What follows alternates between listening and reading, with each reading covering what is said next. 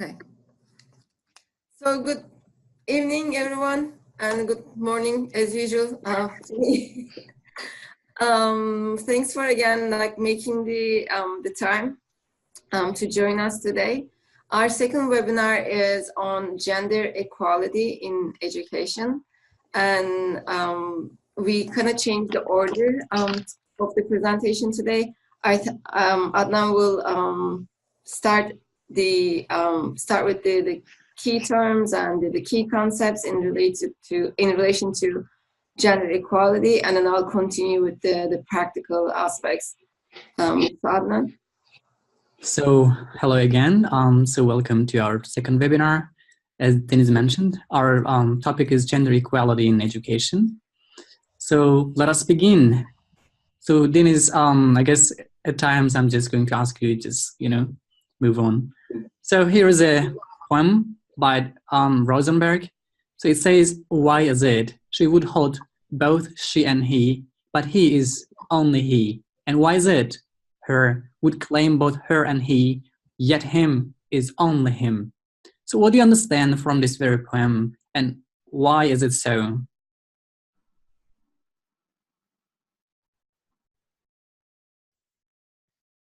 You should be less shy now, no?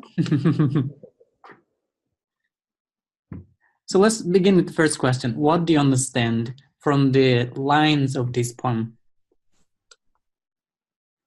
What is it about? There's more responsibility for women than men had. Yeah. If you like, you can type, you can write using the chat box. It's just too poetic, so I'm taking my time. All right. What about other people?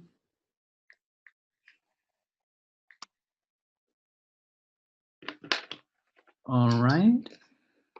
So as Bishra said, basically the message is where it's about the workload or the responsibilities that men and women share in life. So oftentimes we know that women have a lot of responsibilities when compared to men. And the question is, why is it so? Why is this we have such a kind of difference between men and women in terms of sharing responsibilities in the society they live in? Who decides on that? Any ideas?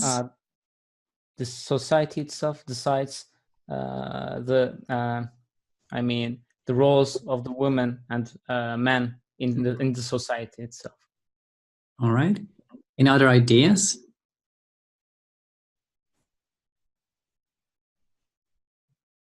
Just think of your mother or yourself, your friends, or the people that you observe in your very local environment. What is happening with the roles women and men play in the society?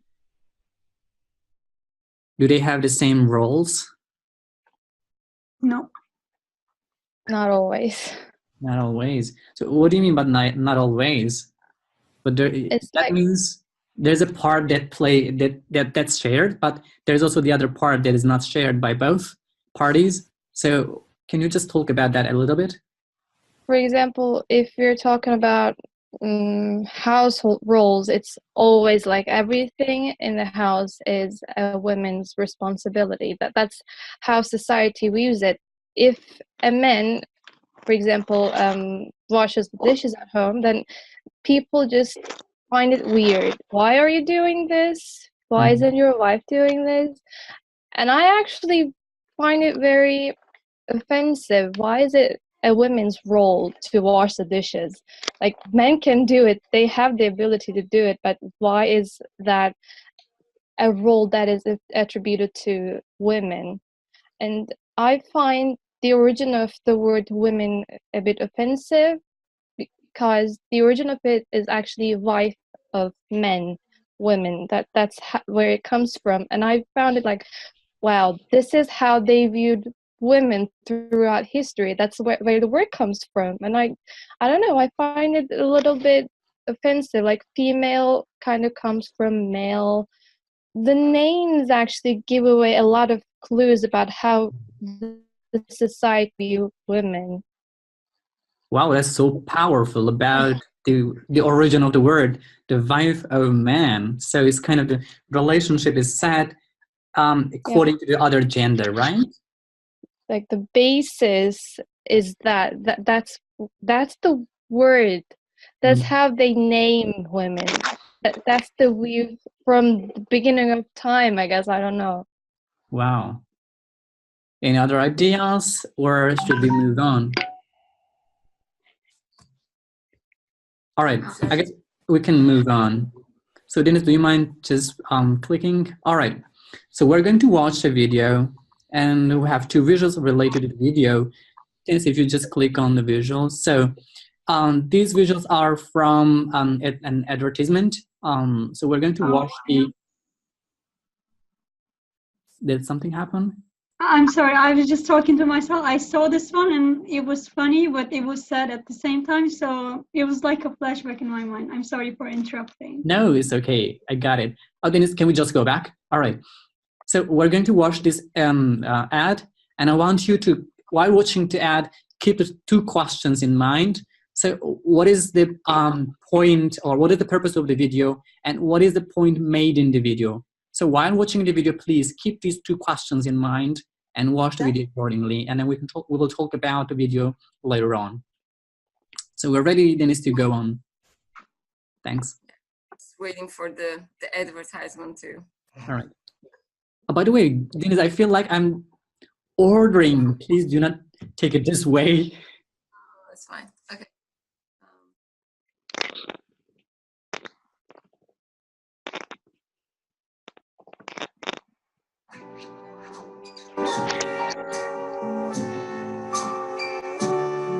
The offense really needs to score here, but this defense just isn't giving an inch. It's down to this last play. Interception. He's across the midfield. He's in the 40. The 30. 20. 10. Touchdown. There are two sides to GoDaddy. The sexy side, represented by Brett Raffaelli, and the smart side that creates a killer website for your small business, represented by Thelma. Together, they're perfect.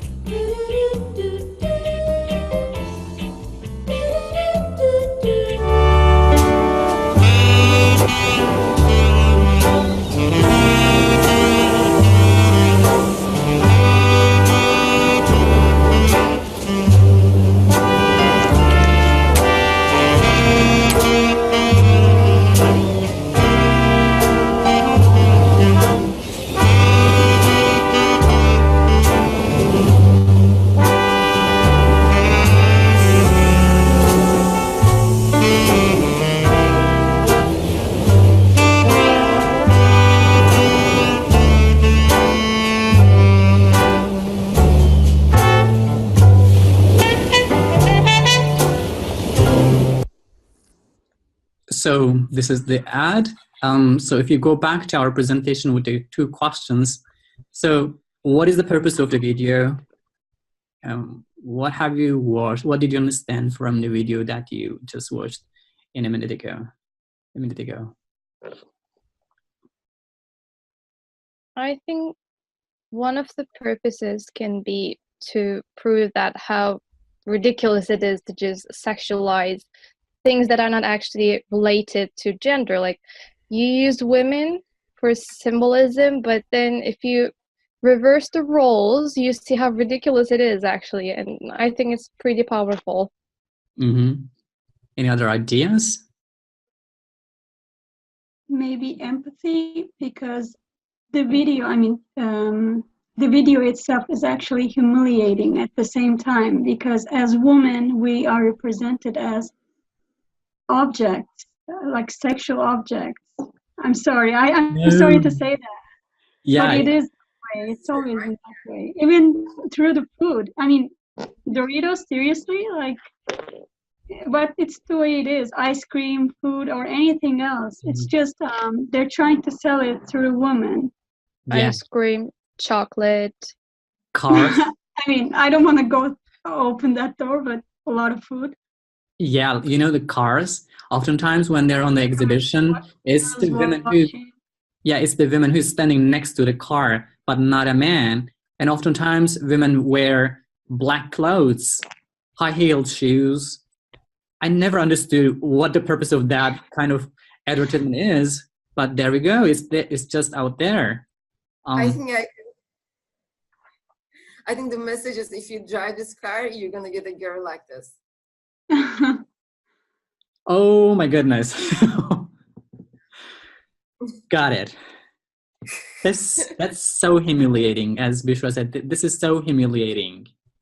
Yeah. So do we have any other ideas that you would like to share with us? Let's hear from our other participants. Well, actually the video was a bit shocking because when we just watched the original video, I mean with the girl one, no one bats an eye because it's a usual thing for us. Mm-hmm. So I was actually kind of disappointed with myself because even I accepted it this way. Mm-hmm. Yeah, I do certainly agree with that, because it's just on the TV or in it's everywhere. Yeah, exactly. It's everywhere on the media. So we just watch and just go there, but we never or very rarely question what is happening or what messages are given in this video. It's obvious that it's something about the food or whatever the material is there, but at the same time there is this human being side presented in the ad. So in terms of these things, so we need to question what kind of particular messages are given in these kinds of videos. So that's a very important point as well. All right, do we have any more ideas from other people? Well, actually, I would like to ask something.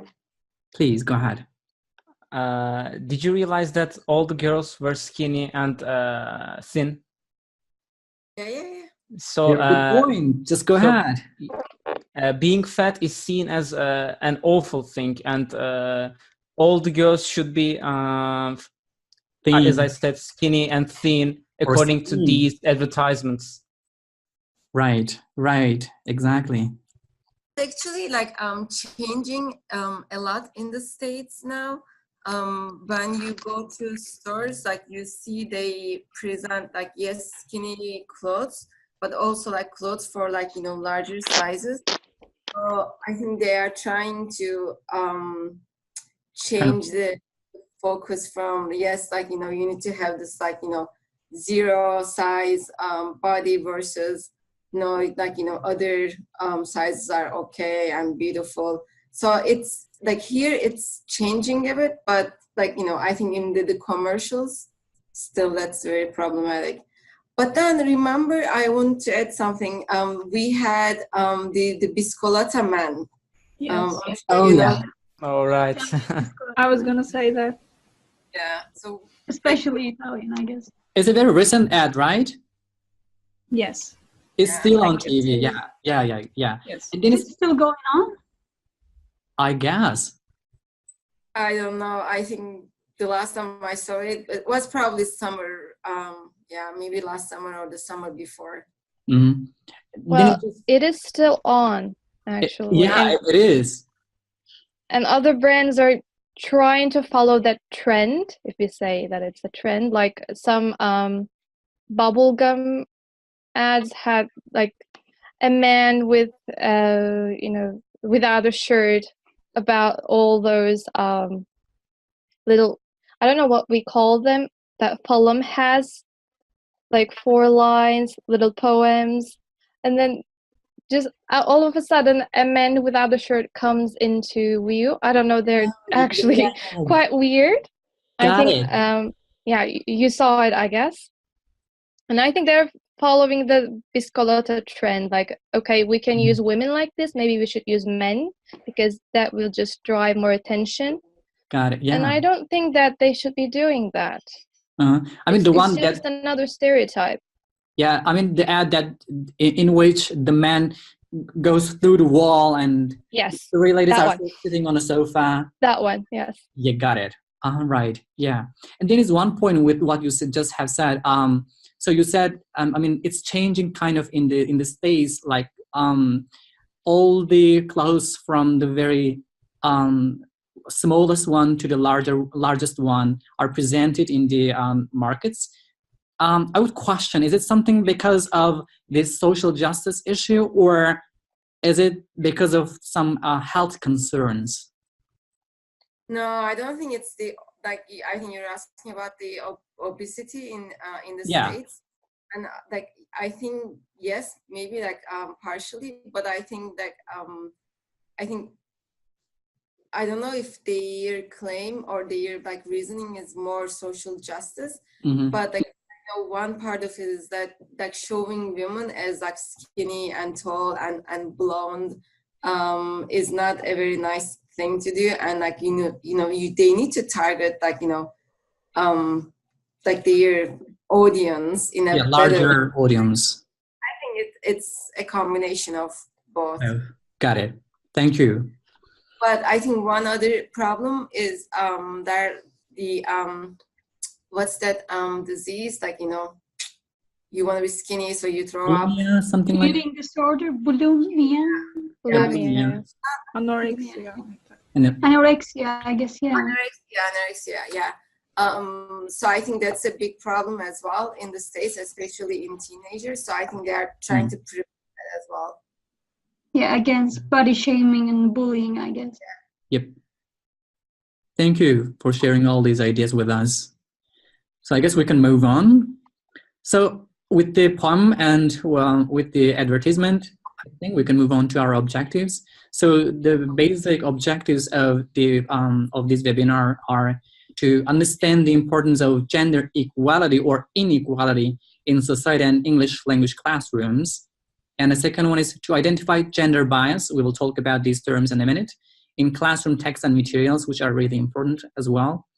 And finally, to discuss the classroom strategies to promote gender equality in classroom environments. So what strategies or what materials we can use to promote gender equality in the classroom environment, so that our students can take something from the classroom and go into the society and change, hopefully, something in a positive way. So again, some warm-up questions. Here's a quote by Simone de Beauvoir, I guess. Simone de Beauvoir. Beauvoir. That's it. So, one is not born, but rather becomes a woman. So what do you understand from this very quote? We're not born as men or women, but we become men or women. So what do you understand? I guess through the challenges and after all the things that they go through, women become women when they reach that point. Because I'm not saying men are not going through stuff, but when we compare the pressure on them, when they go through that, when they're over that, I think that's when they become women. All right. Any more ideas?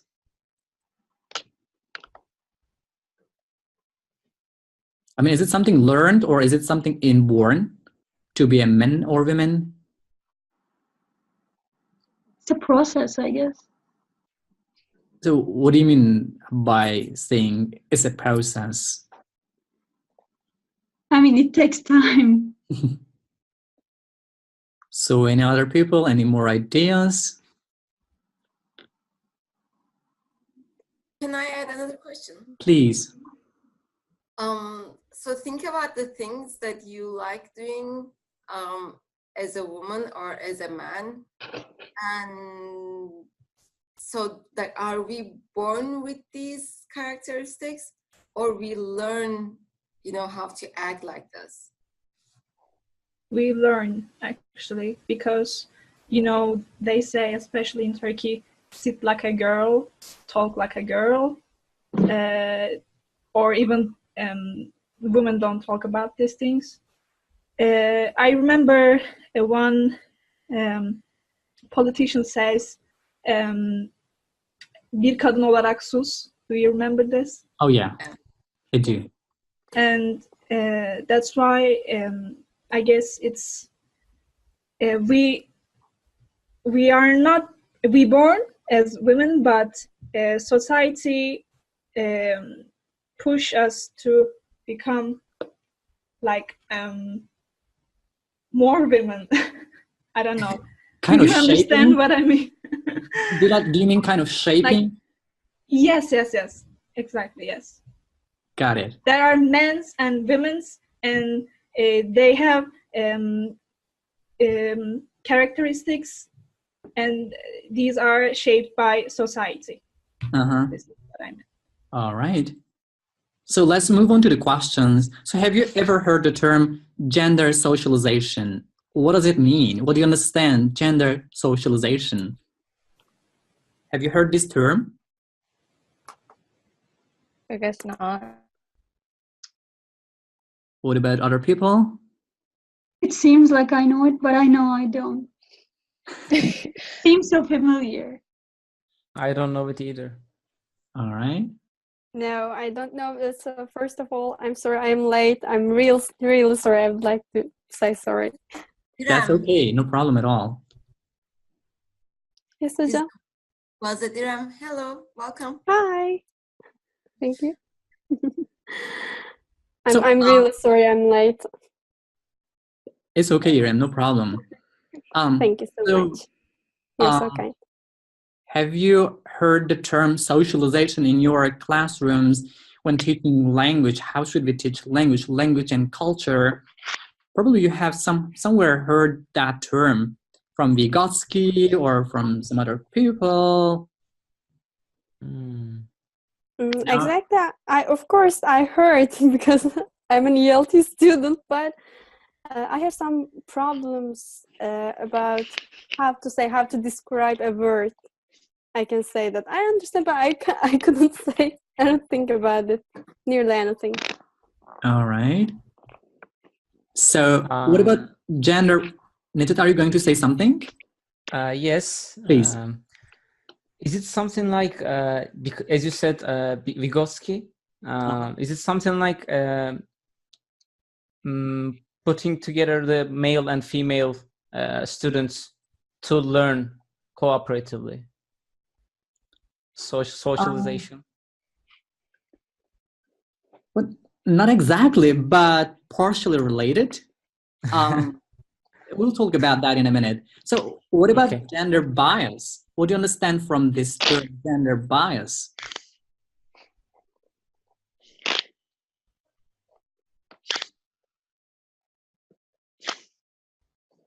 What is bias? To be sided. And then gender bias. Women's side and the men's side. So you give some duties, some genders in social life. So we know gender bias. We are in a gender biased society, I think, now. So society gives some duties, something like washing dishes or etc. And women cannot do this kind of jobs, and men should do these jobs. They are not womanish things. Right. Like gender bias, like something like that, I think. So kind of prescription for roles for women and men? Exactly. All right. So have you ever experienced or observed gender bias in your learning context, materials, etc.? In your classroom, have you ever observed, not necessarily classroom, but also in your society, have you observed such things, kind of gender bias things? Of course. So, and sometimes they are positively biased. Women sometimes have opportunities because they are women. It's something like bias in our society, I think. Pozitif ayrımcılık. Got it. I don't know the exact meaning. Yeah. So is it something good or bad? What? Bad. It's Bad. bad. It's really bad. I feel really bad if I feel something like that in society. You are women, so go first, or you are women, don't do this, don't carry your baggage or something like that. It feels bad. Really, I feel really bad. All right.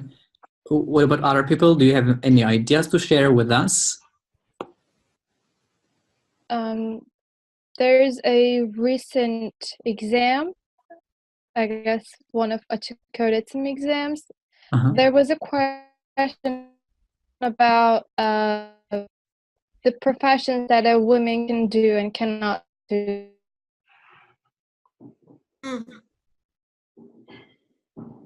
Something. There were one of the professions is a profession that a woman can do without can you still hear me? The connection is gone? No, it's kind of echoing. Can you hear me now? Something is wrong with my internet connection. Keep talking, Rayhan, because I think we hear you, but it sounds like echo. Yeah, really. Wait a second. Is it better now? Yeah. Okay. Good. Okay. So the question was, which of the professions is a profession that can do without betraying her roles at home? And the right answer was engineer, and went viral. Everyone was just so angry about it, and I don't know if anyone did anything against the question, but that was in an exam that thousands of people took, and they saw something like that in an exam, and I think that's horrible. Because it basically says that a woman cannot be an engineer without betraying her roles to her family and her home, and I don't think that is the right kind of message you should give in an exam. And you know, these kind of things happen in our classroom materials a lot, and oftentimes we're unaware of such things.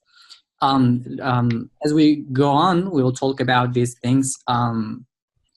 So yeah, you're definitely right. All right, so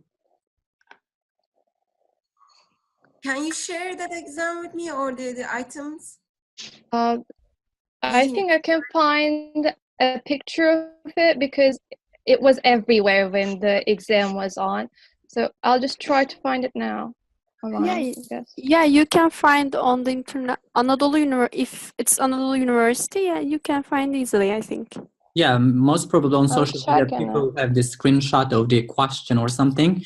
We can find it. All right, thank you, Rayhan, for sharing this very information with us. Please. Yeah. I wrote a word in the chat box. Have you heard of the word before? No. Mansplaining. Mansplaining. This is the first time I hear the term. It's a combination of, two words, man and explaining, mansplaining. So that means, whenever a male figure explains you something in a way that you are very stupid and they know the best, and that's called mansplaining. Like a Mr. Know-it-all? Yes, they are the Mr. Know-it-all, but then you are the ignorant person that they need to educate. So basically, it comes to the very idea that how we form concepts in this society. I mean, do we form the concepts all together as men and women equally, or is it formed by a particular party like men, and then they are imposed on the society? I think that term very well explains how it works in the society. Yeah, thank you. All right, I think we can go on. So our first term, gender socialization. So gender socialization starts from the very first moment somebody or someone takes their first breath, and it goes until their death. And it starts from home and it goes on to the neighborhood and countries. So our identity or gender socialization is realized all through the home, neighborhood, and countries of residence. And as I said before, it goes on across the lifespan. So it's not something very short. It goes on throughout our lives. And as we said before, so we're not born men and women, but we learn to be one through our culture. So in every community, there are certain roles assigned to women and men. When a baby is born, and we try to teach these certain roles, whether they are good or bad, or whether they provide equal space for men and women, but we still teach these roles to our kids. And as they grow up, we expect them to act according to these role expectations. So this is gender socialization. So some of you just mentioned we expect women to do the washing at home, but not the men. So this is kind of gender socialization that perpetuates in the society in which we live. And gender socialization is not stable, but it's rather a continual constructional process. So as new information is introduced, or as kids grow up, they step by step build their own identity in terms of men and women, and we call it gender socialization. And at some point, we might be happy with these things or not, but this is how we kind of prescribe boys and girls to act certain roles or to be women and men. So we call it gender socialization. Do you have any questions with that term? Or do you have anything to add? All right, I think yep. It is kind of like how stereotypes are formed. Can we say that? Exactly. Because we have certain roles in society and we impose these certain roles on boys and girls, and at the end of the day, or when they grow up, we expect them to act according to these roles, and that's why we create stereotypes. Exactly, thank you. So the effect of socialization, this code is very important. Parents speak differently from each other. They speak differently to boys than to girls, and boys and girls speak differently. Would you understand? Let's talk about this very code. What do you understand from this code? Parents speak differently from each other. So the husband and the wife speak differently. And of course, that then they speak differently to their kids who are boys and girls. And then when when babies grow up, they speak differently. So what do you understand from that?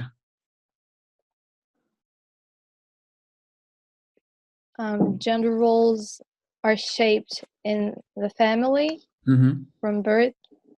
We act like boys act like their fathers and girls act like their mothers. That shows that how important the family is in terms of the gender roles, because if a girl is taught to wash dishes, iron her father's clothes, and she grew up to do for her husband, but she won't know that she can have other roles in society if she's not taught. Exactly. So if we think about speaking, particularly in terms of language, what is produced by the father is different from the mother. And as kids, they see their mother and father, and they kind of acquire what is executed by the mother and the father. At the end of the day, they try to resemble their parents and speak in these terms. Let's imagine kind of swearing. So oftentimes in societies, it's the man who swears a lot. And on the other side, we expect girls not to swear, or at least swear but not use the words used by the men. Does it make sense? Yeah, Nope. it totally makes sense. So we have some questions and we also have some answers.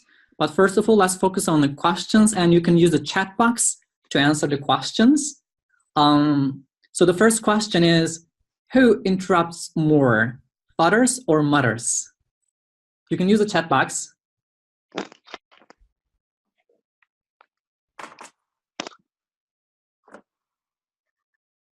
Father. What about other people? We have a different answer. Father, mom. I think it depends on the family, I think. But in general, let's imagine in general. So is it the mother or father? So we have one father, 1, 2, 3, 4 mothers, 2 fathers, and 4 moms. So are you ready to see the answer? Dennis, do you mind clicking on?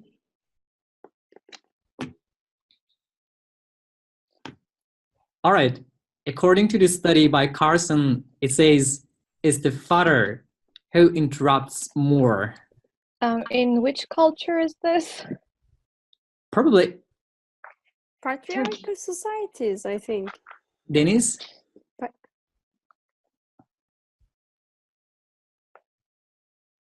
We can't hear you.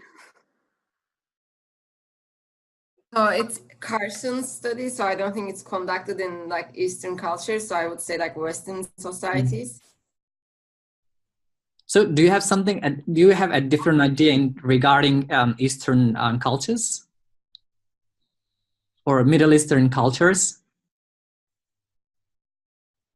Well, if we think about the household, I think moms are more interruptive in terms of the discipline of the kids. Like they have more saying in the house because they basically teach their kids at home. I mean, when I think about the mothers that I know, because I know a lot of mothers, they're actually they have more say in the house in terms of their kids. But I don't know if this is in general like women or men, but it says fathers and mothers, so I automatically thought that, oh, this should be in terms of the children, which role interrupts more with their kids. So that I thought mothers. Go ahead, Dennis, please. Well, how do you interpret the word interrupt? It's like interrupting in the way like their children think, act, or speak. That's what I thought. That's what I understood from the question, but I'm not sure now. So basically, it's like there's an ongoing dialogue, right? Not exactly the dialogue, but the existence of a person. Like they're teaching their kids, they're like helping them grow, but while they're growing, they interrupt with the process. And that's what I thought. Mothers have more say in that area. So I guess I needed to be very clear with that. So I was talking about an ongoing dialogue. Oh, in terms of... I thought deeper than that. Yeah, all right. So would you say the same thing still? Yes. All right.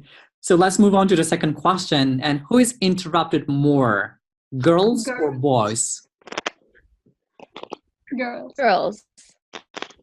You can use the chat box so that we can get all the answers. Oh, there we go. The answer is girls. All right. So the next question, who uses more direct commands? Fathers, mothers, or female or male daycare teachers? Which one? Ooh. So I guess everybody shares the same idea. So it's the father who uses more commands. Both. All right. but I guess the overwhelming answer is fathers. So I will be very happy if you share your ideas. Why is it the father or the male daycare teacher who said the father? Why would you say something like this, but not mothers? Why do you think so? Mothers are more tender, I think. So there are nearly no direct commands. Mm-hmm. But like that. All right. Other people? Because yes, they have a right to give commands to people. I mean, the men. They have that right. Got it. But women don't. Uh-huh. I think most of males cannot understand something like being kind. I think nearly. Oh. So direct commands are always easier than to find some ways to explain yourself. Well, thank you for the answer. I feel like I'm humiliated. Oh, Ninja, we are on the same page.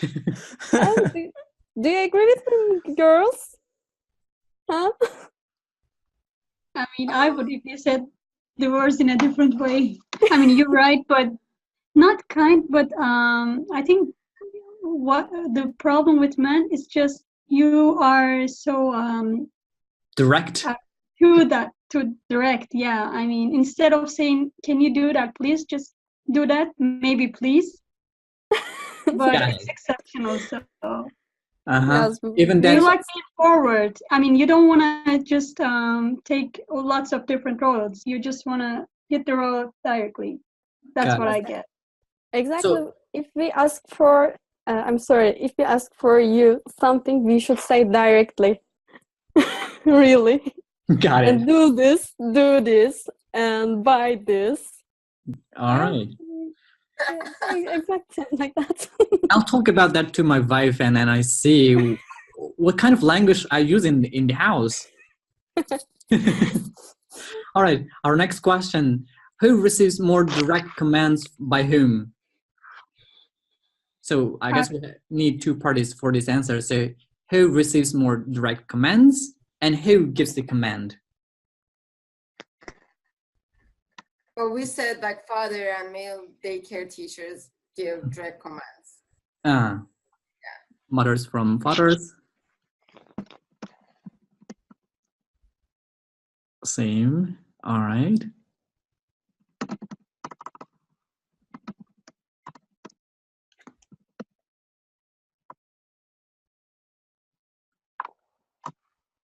All right, Denise, I guess we're ready to see the answer. So boys by fathers. Interesting, right? So boys receive more direct commands, and the commands come from the father. At some point, I will question my relationship with my father, and I will think about the communication between us. I guess this is right. I think after the last conversation we had just a few seconds ago, it's understandable. Exactly. So what happens? So when we think about all these ways of speaking, I mean, between the father and the mother and the kids, and so the way, I mean, the direction of the communication could be multi-directional. So what happens by age 4? When we think about all these ways of speaking, what happens with the kids? Their characters shape. Right. In terms of speaking, yeah, their characteristics are shaped. What else? They gain gender roles. In terms of speaking, especially, right? Yeah. And they start to take their father and mother as models. As role model, right? Yeah. All right, I guess we're ready to see the answer. Use of direct commands more by boys. And this is, you know what we call it, gender socialization or language socialization. We can be more specific.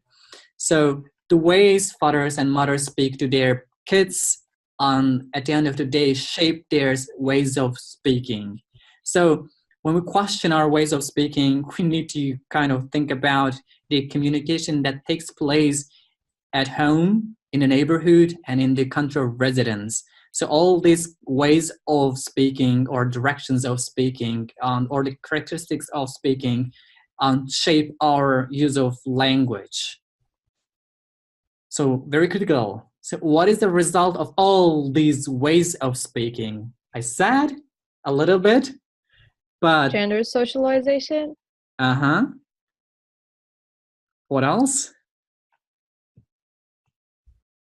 A very critical term that we just discussed in the previous one or two slides before. Gender bias. Gender bias. Yeah, there we go. Gender bias. So what is gender bias? It's substantial over or underrepresentation of one gender over the other one. For example, in the curriculum or in the teaching materials that we use, one gender, even in terms of number of the visual representations, is overrepresented or underrepresented over the other one. So we will talk about that in the following slides. We have a kind of activity for that as well. So again, we have some discussion questions.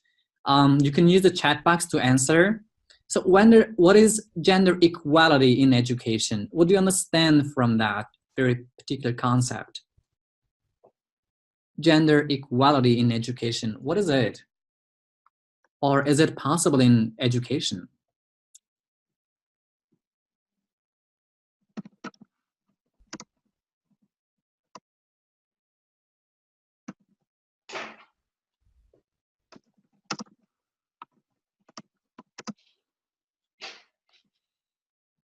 Are you typing or? I All right.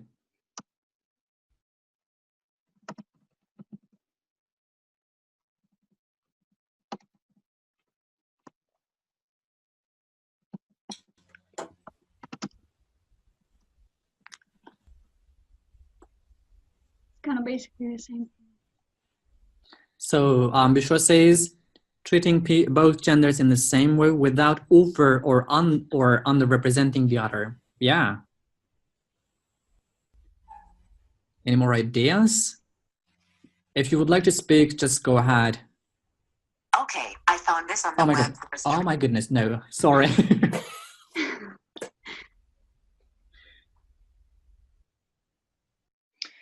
I would like to say something. In Turkey, there was a campaign, "Let's girls to the school," go to school and take the education like that. Like I think that way everyone and girls and boys should take the education. I think that way, and everyone has a right to take education. Maybe gender equality. We'll talk about that as well. All right. Okay, our next question. What is gender stereotyping? Gender stereotyping, what is it? What do you understand from this concept? I think it's related to examples that we just talked about. For example, men shouldn't be wearing pink because it's a color for women, like that. Or women should be in the kitchen, not in a workplace. So these kind of stereotypes. Got it. Attributing certain traits or characteristics to certain genders, I think. Yeah. Any more ideas? All right, we have more questions. So why is gender equality important for education? Why do we need to provide some kind of room for that in education? What happens if we don't provide some room for that? Because what they learn in school stays with them throughout their life.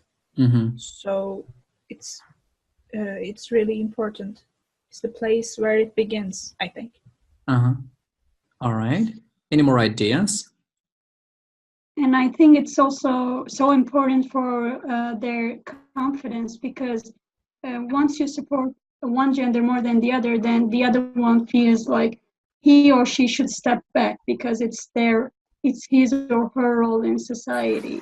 So to boost their confidence. Yeah, for example, I think. Go ahead. Okay. Firstly, and we lose the person and forever, and whether it's girls or boy, and also we can change the society's rule and rule. Society rules. We can change it forever.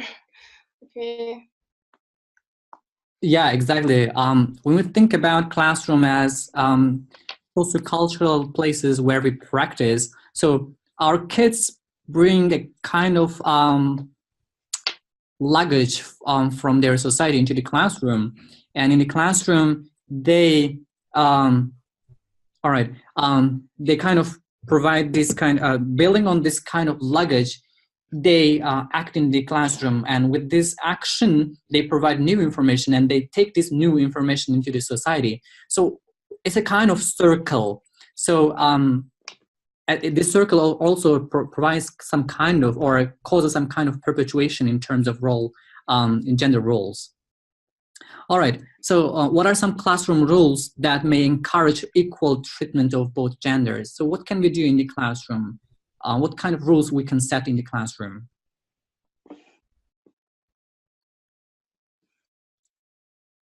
It's not a rule, but we may rearrange the sitting. The sitting arrangement can be adjusted. So sitting arrangement, or the positioning of the students in the classroom in terms of gender roles. Yes. All right. Any more ideas? Giving equal freedom of speech in the classroom. Yep. To students. So sitting plan, speaking kind of right. Given equal responsibilities, like there will be two classroom. They would say president. It's not president. I don't know the word actually, but there will be two of each role in the classroom, and one should be male, one should be female, so that each side can get a representative. Like you mean the sınıf başkanı? Yeah. Got it. All right. All right, so I'll move on to the last question. Do you feel that English language textbooks and teaching materials are equal in how they portray females and males? Of course not. So no. You say no as well? Yeah, unfortunately. What about other people? What do you think? It depends on the book, actually. Yeah. Certainly, it depends on the book as well. But in general, what do you see?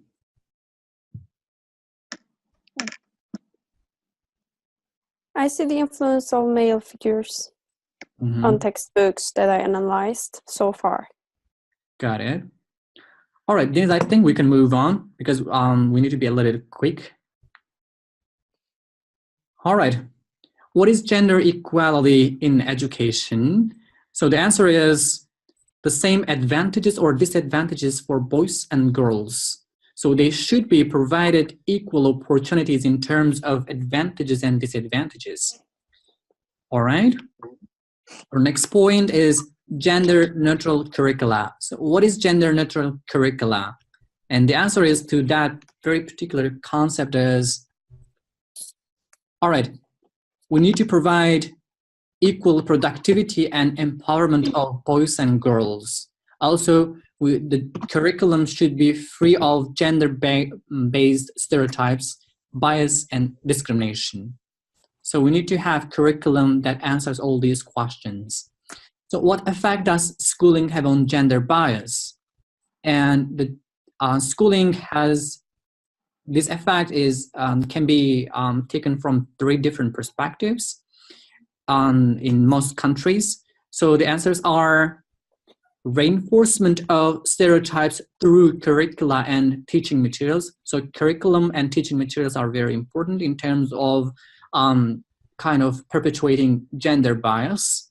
And our next point is the teacher expectations. Of course, all teachers come from some sociocultural perspectives, and because of that particular perspective, they have certain expectations from students, and their teaching processes, I think then we can move on to the next step. So their teaching and learning processes or the practices are shaped according to these expectations. even the sitting plan or giving the right to students to talk are all influenced what kind of expectations teachers have from the students. So curriculum, teaching materials, blah, blah, all have a lot of impact in terms of schooling on students in terms of gender roles. So hidden curriculum, there are a lot of sources for hidden curriculum, but I'd like to draw attention to the ones that have some kind of stars on. So the first one, physical or spatial organization of the learning environment. Just a minute ago, I guess that Nejati said the sitting plan in the classroom. So how, yes, excuse me? Before you move on, can we actually ask them what they understand from hidden curriculum? Yeah, why not? What's hidden curriculum? So we need to take a picture back. I think we have a term for it in Turkish. Do we say like Örtük. Yes, örtük or I'm not sure. Like, I can't remember the word, but we have the exact word in Turkish. Mm-hmm. So what is it? It's like the things that you learn at school or in an educational environment that is not on the curriculum, that is not something that is you're supposed to learn, but you learn them. Mm-hmm, mm-hmm. Kind of incidental learning things. Yeah, like peripheral learning. Yep, exactly. So any more ideas?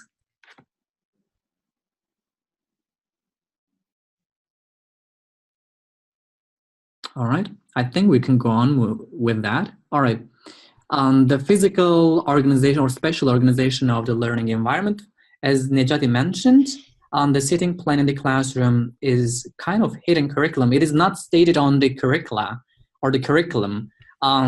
So the teacher oftentimes, especially in K-12 classrooms, is the teacher who organizes student sitting plan.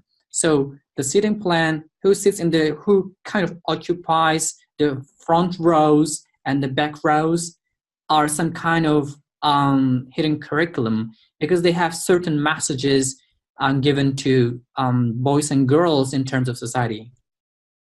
I mean, think about like hidden curriculum as the things that are not explicit in the curriculum, like when you teach English, the curriculum is, for instance, sometimes it comes from like CFR or standards or the Ministry of Education. So that's the curriculum we have. But there are like, little messages that you give when you do your teaching practice, mm-hmm. or the administration, decides on certain rules that gives you, yes, like, this is the message that I'm getting. So mm-hmm. when you see classroom environment and seating, think about an arrangement where the students are all facing the teacher and teacher is standing in front of in front of the room, in front of everybody. So what kind of message are you giving to the students? If they're all facing you, not in like groups or not in U shape. I am the authority. Yes, teacher is the authority. So, yeah, like I'm at the center, I'm the authority. Everyone needs to communicate with me. Mm-hmm. But when you do a U shape, you're giving the message that the teacher is not at the center. You also have a responsibility to learn from each other. So that's about hidden curriculum, and that's how the spatial organization contributes to the hidden curriculum. Right. And the treatment, how faculty treat students, it doesn't have to be K-12 classrooms, even at university. I mean, the treatment that students receive from their instructors, it is obvious, it is not stated clearly in the curriculum, but of course there are some references to that. So they need to be kind of equal, blah, blah. But at the end of the day, what is practiced in the classroom, as Dennis said, gives very clear messages to students, although they are not explicit on the curriculum. So these are very important things as well. Peer groupings, for example, who hangs out with whom insiders versus outsiders. Even in the classroom, how you put students into certain groups give a lot of messages to students in terms of their gender roles, even their potential to kind of contribute to the classroom activities. So all these are not clearly as been said explicitly stated in the curriculum, but the kind of practices in the classroom done by the teacher give a lot of messages on that. Or the manifestation or messages of power and hierarchy, who has it and who does not. As the example Dennis just gave, the sitting plan, everybody facing the teacher, or the U-shaped classroom, so who has the power? That's very good example for that. All right, Dennis, do you have more to add on that? All right, so we're going to do our first breakout. That's a kind of group work activity. I guess we have 7 people here, right? All right, yeah. So 7 people. So we're going to have 2 groups, and let's first of all focus on the activity in terms of what we're going to do, and then we're going to create the breakouts. So it's a kind of case study, and there's a sitting plan and a question answer protocol by the teacher to the students. So we're going to have some links, and it's a Google Doc form link. Dennis, can you go back to the slide? All right, so we have 2 questions. The first question, what problems are happening in the classroom? We're going to provide a scenario, and you're going to read the scenario and then answer these questions. But when you form your group, it is important that you choose somebody as the writer, so that when you receive a link, Google Doc link, the writer will type for the whole group, and then you will share your answer. We'll share your answer with the whole group. So the first question, what problems are happening in the class, and what could the teacher do to solve these problems? So these are the 2 questions that you should keep in mind while answering the kind of activity or carrying out the activity. So have you copied the link? I am. All right, so I'm going to create the breakouts.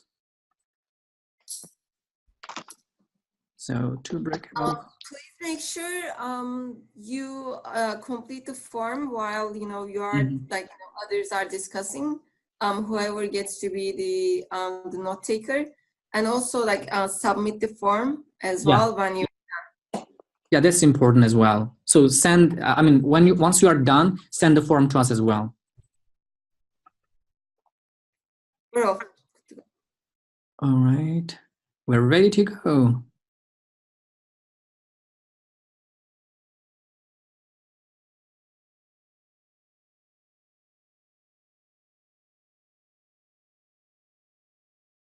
All right, Vildan, Nejati, Nurten, and Rayan, we're in the same group. And have you received the link? Yeah, I received it. All right. So it is important that we choose somebody as the writer. So the writer will open the Google Doc, and we're going to discuss the 2 questions. But of course, first we need to read the scenario, and then we will discuss the first question, and the writer will take some notes, and then we will move on to the next question while discussing, and the writer will take some notes as well. And then the writer can read out the notes to the whole group, and we can just decide whether we're okay with the notes or not. And then the writer will send the link out to us. Are we clear? Yes. Good. There we go. Is there anyone who's a fast writer? Nope. I'm going to copy the link again and share it in the chat box.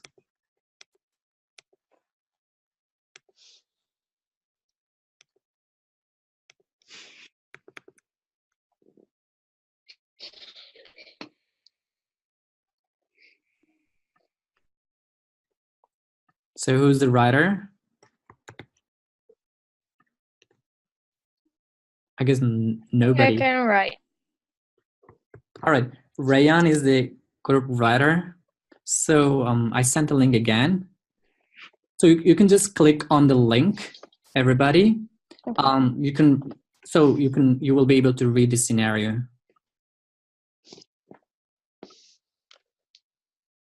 So can you see the scenario? Yes. Everybody? Vildan, can you see? Yes, I can see. All right. We can read it silently and then move on to the questions.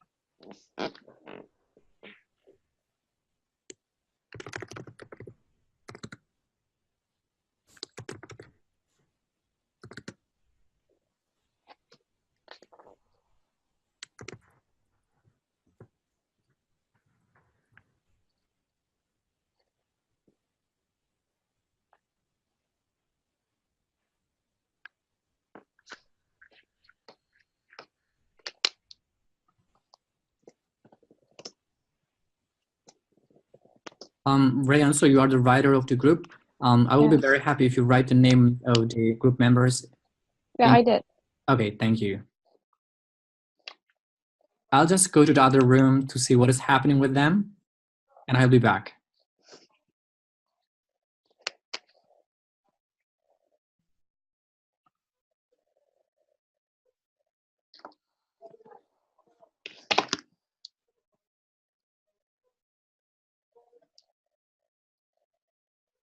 I think we can talk while he's not here. Yeah, of course. So can we start? Oh, you're still here. Okay. Yeah, I'm still here. So we can start with the problems. So it wouldn't be Or maybe possible.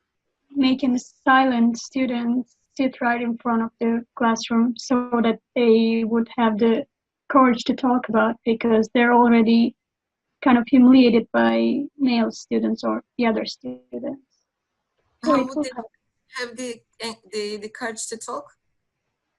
I mean, it depends on the teacher, because it should be the teacher that takes the control and not let the other students make fun of the others. So, and by giving them the chance to talk, or the front of the class, he stands there and his zone is there. I mean, if there is 2 students in front, he will probably make them talk mostly. So the action zone of the teacher must be changed. I mean, he should or she should walk around the classroom more often. This is the first problem that I observed in this kind of setting. So I can say action zone of the teacher. Yes, please. Problem of stink shape is the first problem, I think. And they're separate. So why don't we just go item by item? Yeah, we can just talk about the solution for the action zone of the teacher and then move on. Mm-hmm. For first sitting plan, then second maybe the respect each other. I think male students laugh at girls. I don't know. Do you agree? Yeah. But it will be hard for the teacher to accomplish such a thing, because these 3 students are always disrespectful, I guess. Yes. And the 3 students, the 3 students that usually answer the questions. Are we talking about them? Yes. Yes, because they are interrupting the other the female student who tries to answer the questions. And laugh at them. No, I think it's about all of the male students in the class, not just the 3 of them. Oh, by a male student. Oh, just one male student, I guess. Yeah. So what can we say that the teacher can do to change this situation? Like, what can she or he do so that the male students don't try to laugh or interrupt them, interrupt them? Rayan, actually, some problem with hearing you. Oh, you have the same problem? Yes. No, I don't have such problem. Better now? Yeah. Can you hear me now? Yeah. I need to remove my headphones and look at them again. All right. It's much better now. Okay. So it's always the same students, same three male students who answer the questions. So we need to change this first of all. So how can we change this?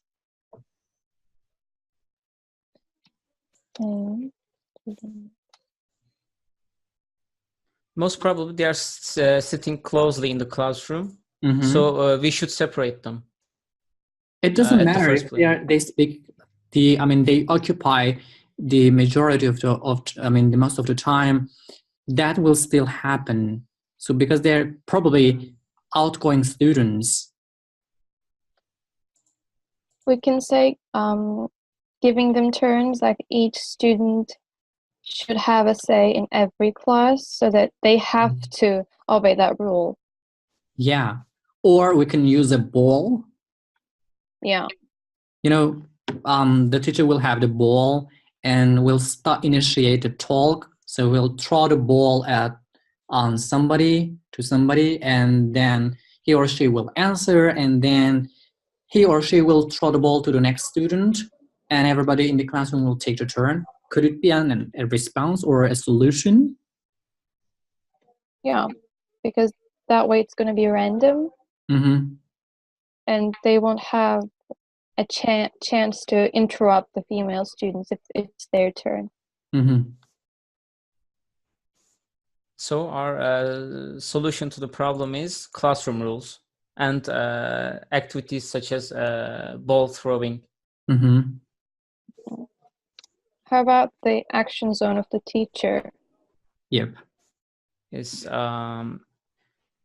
As I proposed earlier, the teacher should walk around the classroom more often. I mean, if you stick with one place, in front of the class, you will always deal with those students. And the rest of the classroom will be just a mess. So the teacher should walk around the classroom more, and he should try to give more turns to speak for the students, each students.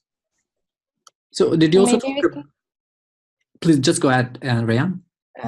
Maybe we can change the sitting arrangement, like we can make a U shape. I was going to ask this point. Did you? I was planning to ask. Did you talk about the sitting arrangement in the classroom also? No. All right.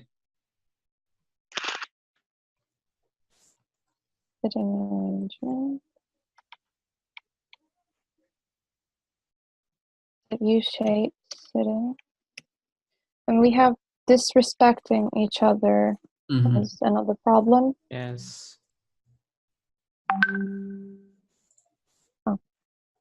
All right, and the other group is done.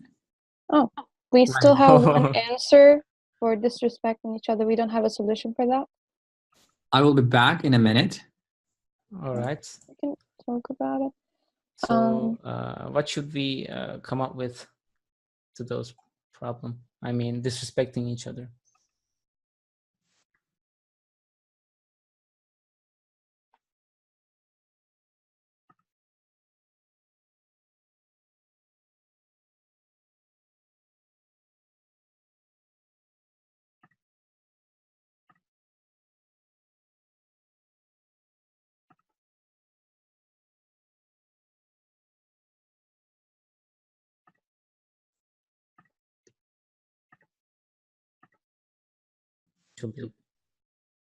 So are we? we're trying to come up with a solution. I thought that maybe we can separate the male students to sit with the other female students, but Nejati says that might cause more problems. They may argue with each other. But we should kind of allow some time to our students to kind of to get used to that, or at least to socialize into this practice.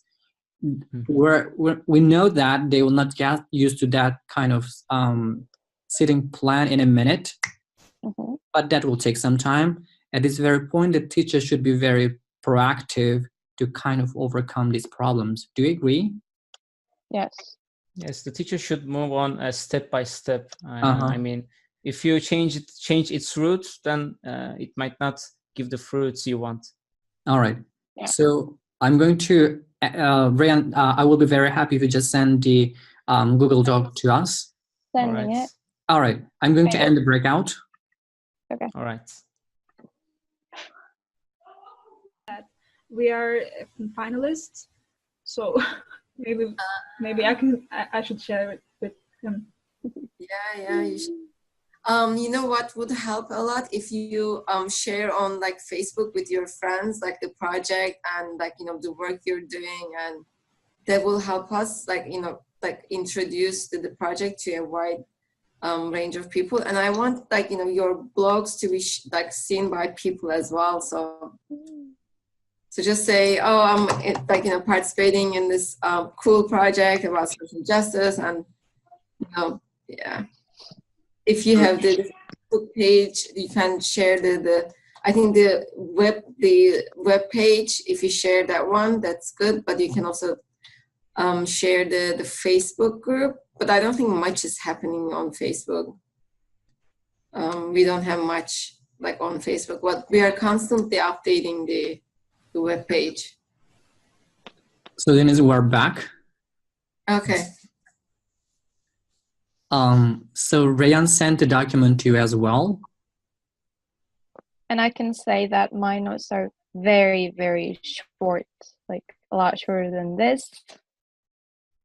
But I don't see Rayan's notes.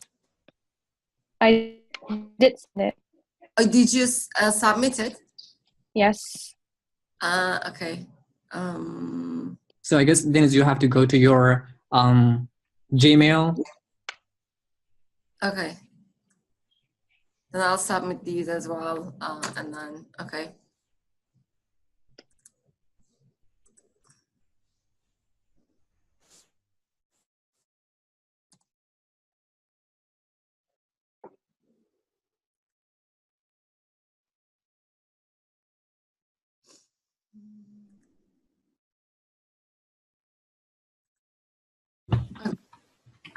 There we go.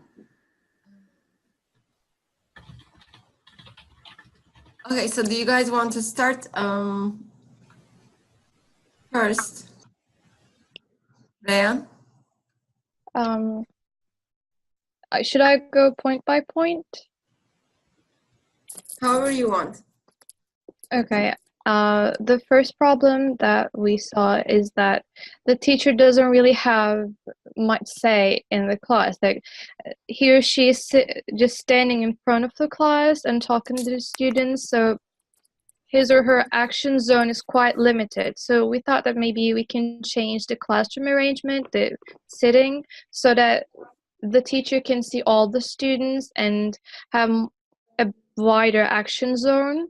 Like we can change the sitting to a U shape so that we can see each of the students. And the second problem is disrespecting each other. The male students are disrespectful to their female classmates. And we said that maybe we should just separate them because they're all sitting in one corner of the class.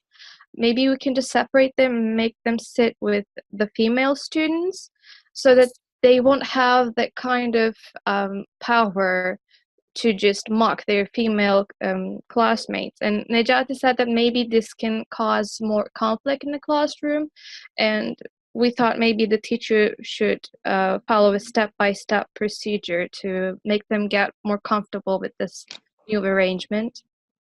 And then the other problem is always the same students are answering the questions, always the same 3 male students. With that, maybe we can just have a ball, and whenever we ask a question, we can throw it to a student, and when he or she answers, he or she can throw the ball to another student so that the next question can be answered by that student. And this way, the male students cannot really mock their female counterparts, because they will have the idea that, okay, this is their turn, so we should just, this is a class rule, so we should just obey that rule, because usually they follow that kind of stuff, because if they don't follow, then they won't get the ball. So if they don't get the ball, they won't be able to answer anything. So I think that can work. Yeah. And okay. So let me just move on to the first one. So if you go above, oh, there we go. There we go. Well, okay.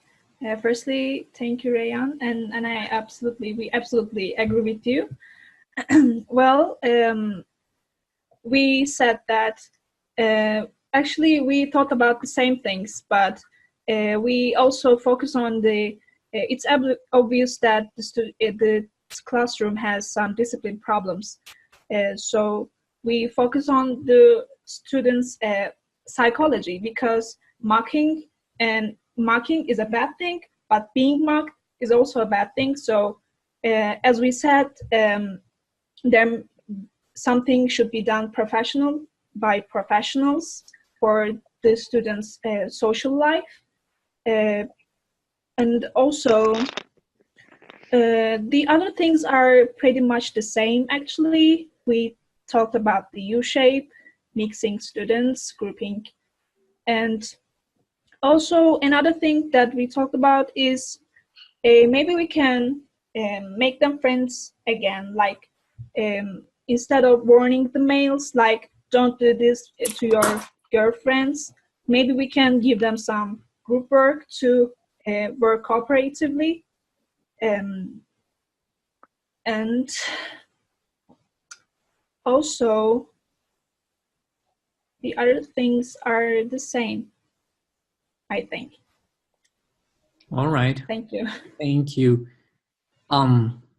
So let's go back to our presentation and see what is happening in the classroom, what kind of problems and what solutions are brought by Dear King, the writer of that, or the producer of that activity. So first of all, female and male teachers tend to pay less attention to girls than to boys at all ages in various socioeconomic and ethnic groupings and in all subjects. The second problem, girls receive less behavioral criticism, fewer instructional contacts, fewer high-level questions and academic criticism, and slightly less praise than boys. While girls volunteer to answer questions as often as boys, they are less likely to answer out. And teachers are often unaware of their differential treatment of girls and boys. This is very important. And teachers are unaware of the fact that they treat boys differently from girls and even disbelieve the evidence when confronted with it. So even if you kind of warn the teachers that you kind of differentiate your kind of treatment to students, they wouldn't accept that. By placing a lower communicative and prestige value on girls' contributions, teachers are reinforcing the cycle of injustice. So it kind of perpetuates in the society. So what kind of solutions we can bring to all these questions or problems in the classroom? So the first solution, wait longer before calling on students to speak. Our next solution could be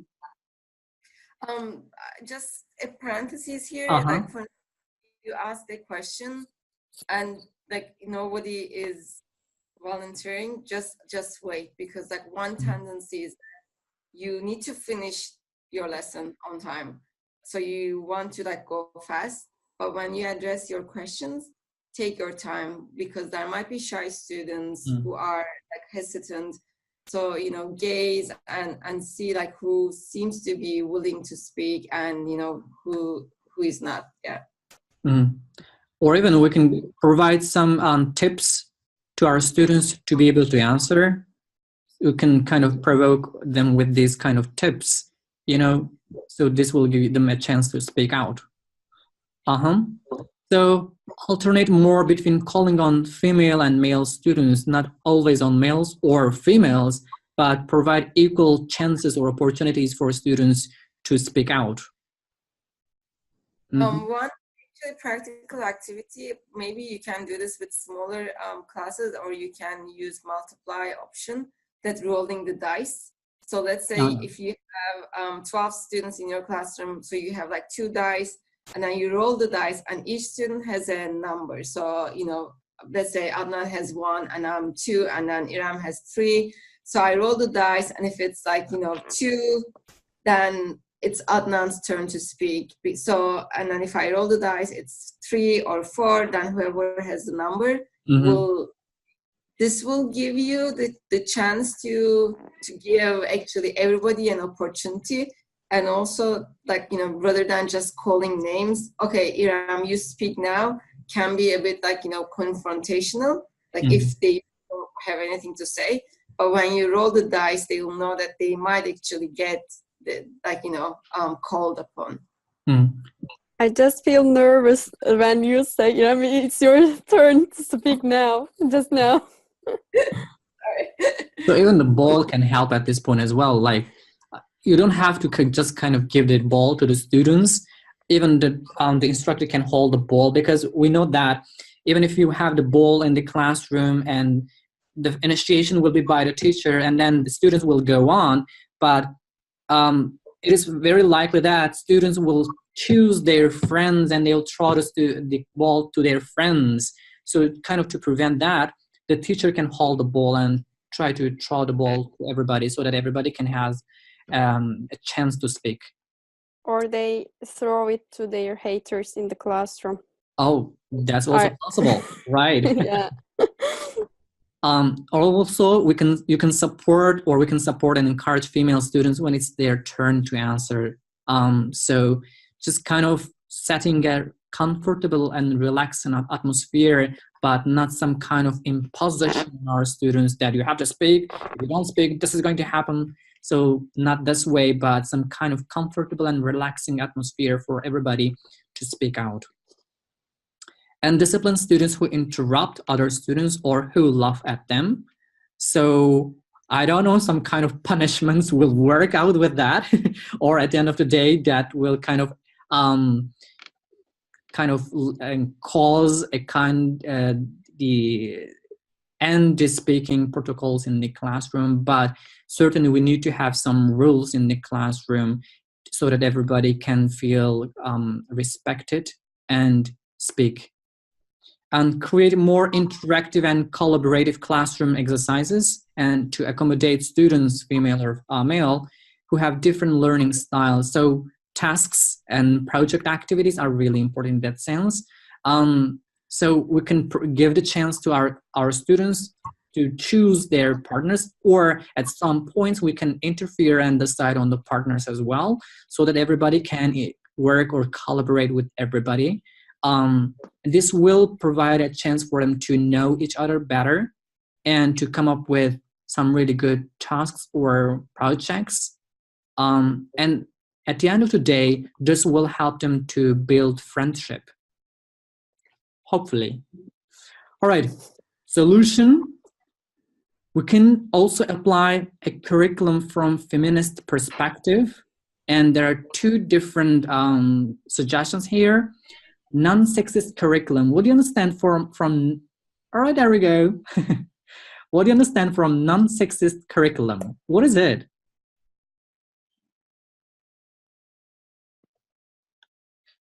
Like in the picture, the women is preparing some foods, but women preparing some foods, but this is a sexist. But the other picture, they are doing it together, so this is not sexist because it's equal. All right, I think we can have the answer right now. So it's a curriculum that is free of gender stereotypes and other forms of distortions. As you said, the picture describes this very well. So in the first picture, it's the only women, but in the next picture, it's both spouses. They share the household chores. So you can do something like this, or alternatively, anti-sexist curriculum. What is that? The same thing?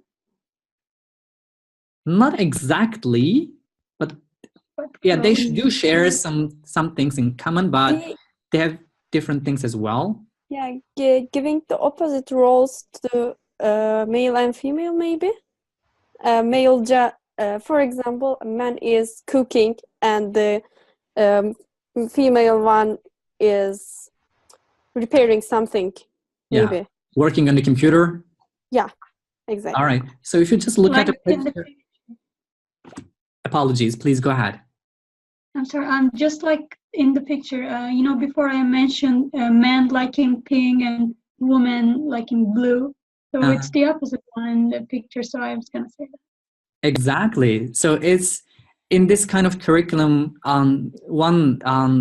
we seek to destroy stereotypes and build a new way of pursuing and establishing social relations between men and women. So the picture describes this very well. So oftentimes we know that baby girls play with the dolls, and boys play with the cars. Exactly. We can reverse it. Remember the advertisement? We can reverse the roles, and in this way, we can build new perspectives. And by building these perspectives, obviously our students, or hopefully our students, will start questioning the ways of being, speaking in life. So, gender representations in European textbooks. The first question: what problems exist in European textbooks? And I'm sure you had in your 4-year education, you had this coursebook evaluation, and also you have practicum. So what kind of problems have you observed in general in the coursebooks?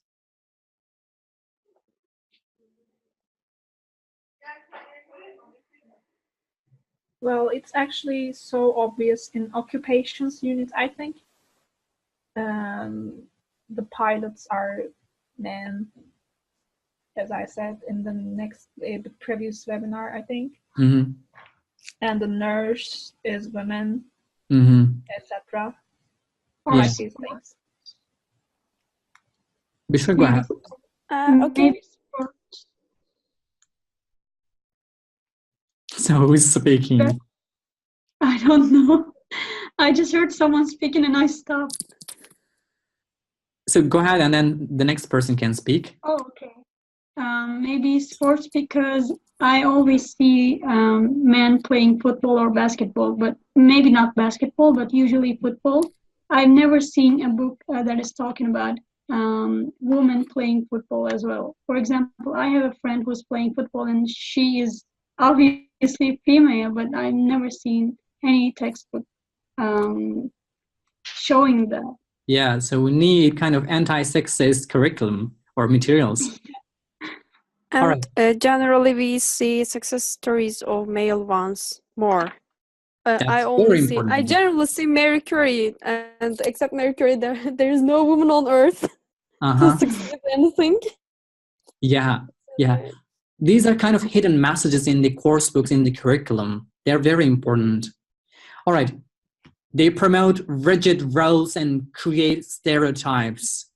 Now, the next problem is they present women at a disadvantage in the nature of roles. As Irem has mentioned, it's oftentimes the success of men, but not women. So you see in the picture, women are oftentimes portrayed as doing household works, and men are doing things outside of the house. So, do you mind clicking on the next? Yeah. Can I add something? Please.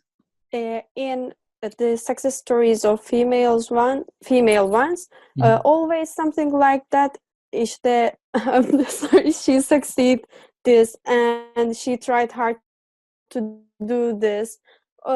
Women are always try hard to success something. They think that it's impossible to women to succeed something, to get something. So women should try hard on or something like that. Yeah, so exactly. It looks like it's impossible, but it's also possible, as we know that. Yeah, that kind of issue boils down to the language used in reading text, listening text. So exactly, there's a long process for women to succeed, to become successful. But when it comes to men, that process takes very short. Exactly, the language presented in the course materials are very important. So women frequently undertake domestic activities and raise children, do housework, cooking, cleaning, and men are rarely involved in domestic activities, which leads domestic work to be seen as women's work and inappropriate for men. Wow. All right. Another activity for all of us we can do it all together. So this is a picture from a study. So how are the men and women are being portrayed in this image?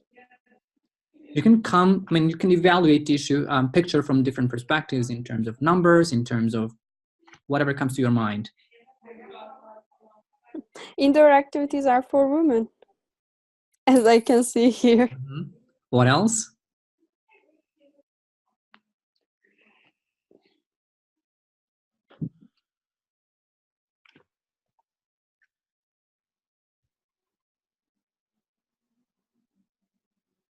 All right. What about the distribution of women and men in terms of number, individuals? Yeah. So how many men and how many women can you see? 2 women and 4 men. There you go. So even in numbers. It was, okay. Sorry. Go ahead, Bishra, please. No, I was trying to figure out if the first one was a woman or a man. And okay, it's a man. Because of the, I guess. So even in numbers, we're not represented equally. So this is very important as well. And as Irem has mentioned, oftentimes outdoor activity or professions are for men, like doctor, and kind of driver for a lorry, I guess, right? The second picture, no, the fifth picture. And when you look at the other pictures, women are positioned in law, prestige jobs. So these are really important as well. So Dennis, can we move on? So sexist language in the course books. So we need to ask this question, what points should we focus on when analyzing of visual and written language? We can move on with the answers as well. Like we can focus on occupations, relationships, actions, age. So we need to kind of focus on these kind of points when we analyze the language or both visual and written language in course books. And we need to raise some questions as well, like what is the gender composition of the dialogue? And who speaks most in a mixed sex dialogue? So who speaks first? This is very important as well. And what language functions do males and the females exemplify?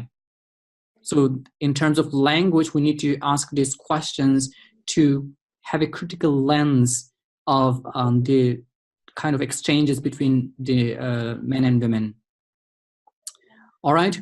And when we analyze the textbook, European textbooks, we often find that females tend to be quieter, younger, relatively inactive, and relatively rare and invisible, and speaking proportionately less, of lower status and stereotype occupations, responders in rather than initiators of conversations.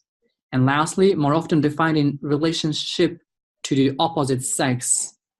I just want to draw your attention to the last point. So you remember at the very beginning of the webinar, Rayon was talking about the origin of the word women, wife of man. So how that kind of relationship is set. So the relationship of women is set according to the men. And this is very important as well. So we need to kind of observe all these points in the dialogues as well. So in Turkey, there are a lot of studies in terms of focusing on textbooks used in the K-12 classrooms. And what is seen in all of these studies there are a lot of studies. You can read them later on, or you can go through these studies later on. But the common points of all these studies are women are underrepresented, and they are given less prestige, and in dialogues they're oftentimes ignored. And so these are very common common nature or the characteristics of the textbooks used in Turkey. All right. So why, Dennis? I'm still going on, right? Yes. All right. So why should we avoid gender bias and sexism in textbooks? Dennis, you can just click on.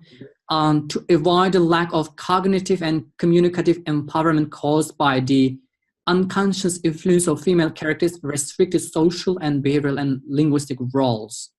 So for cognitive and communicative empowerment, we need to have a very critical lens of social justice in terms of gender roles. And we need to overcome the hindrance to learning caused by the consciousness related to female characters' rare, limited, offended, alienated, and marginalized roles in textbooks.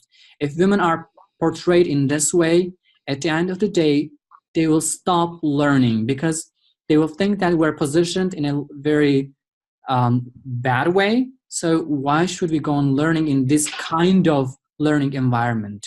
So it's a kind of barrier to their learning as well. To model language as classroom practice, for example, we need to eradicate this male firstness in conversations.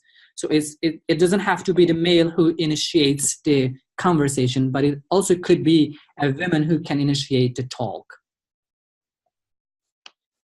Okay, guys, so I'm gonna pick up from here, but before I move on with the solutions and the more practical suggestions, I wanna ask you if you want to take a very short break, if you need one, or if you are good to go. It's okay, I think. How about the rest? It's okay for me. I'm okay. Okay, great. I'm okay too. Okay, Yeah, great. okay. So the solution to all of this is a gender-based responsive pedagogy. So what is a gender-based responsive pedagogy?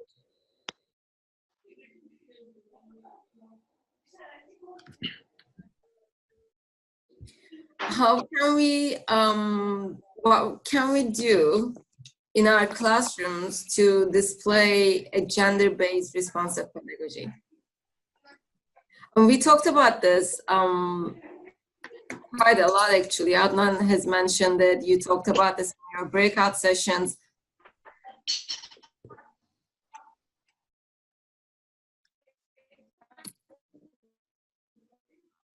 Should I bring dice and roll the dice?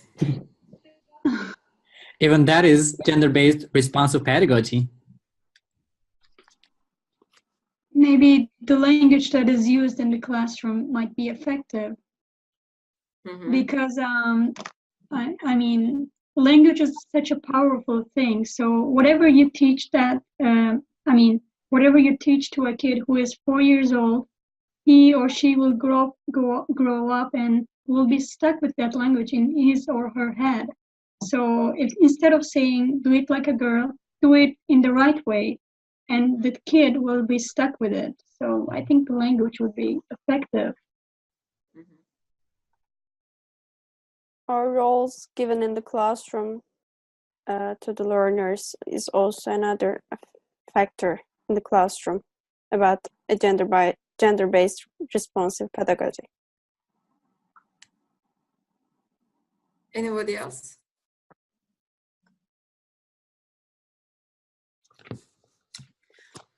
One thing that we can do as teachers is that we can cultivate gender awareness.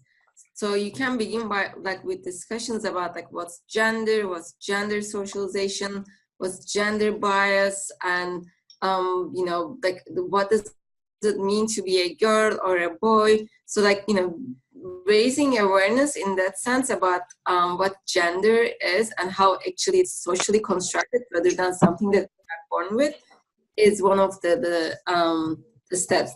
And of course, like you can use teacher-student interaction as the starting point of achieving gender equality.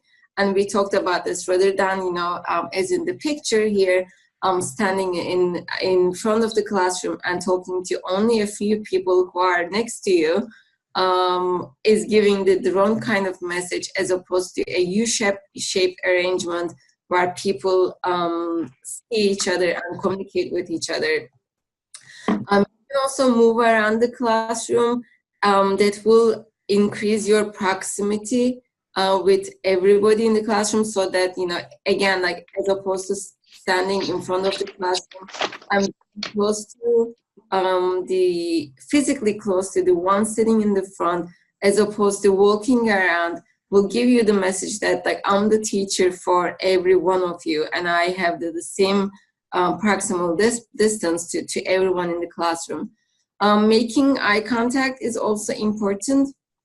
I had one student who was a teacher for at least like 3-4 years, but whenever he presented in the classroom as part of his assignments, he was blank. Like he wasn't looking at anybody. I could see like he would phase out and I just like look at the distance.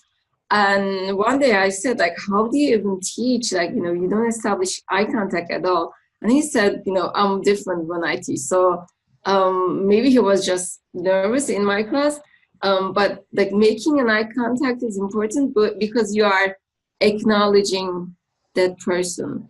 I usually, like, even during the Zoom presentations we have here, I change the arrangement so that I see every one of you from time to time. I have right now 4 of you, but I click on the arrow and see, like, you know, what everybody is doing. You can also invite students to participate and pay attention while they are talking. So one problem is that we discussed it in the first case study, that sometimes when students discuss things or present their ideas, the others either don't listen or, you know, or bully the person who is talking. Especially think about language classrooms. If you say something wrong or mispronounce a word, like everybody will laugh, that's for sure. So you need to establish ways to for students to listen to each other. So, you know, they should have a reason for listening to their friends. So what can you do? You can tell them, like, ask them questions after, let's say Bushra talked about something and I say, Nejati, how do you comment on Bushra's, you know, comments? What do you say? Do you have any similar experiences? So by, you know, asking them questions that build upon whatever the previous person has just said, will keep them on their toes. They will pay attention to, like, well, like whatever like anybody is saying, because they will know that they will need that information for the rest of the class. You can establish norms. This was, I think, one of the ways, like when we discussed disciplining students, that they should know how to raise their hands. And this is a problem. I think we talked about it in the previous webinar as well, like how students, you know, jump right in and take the turn and dominate the discussions. Do you have any suggestions to overcome this problem? Like, you know, a couple of students are talking all the time and never giving the chance for the others to contribute.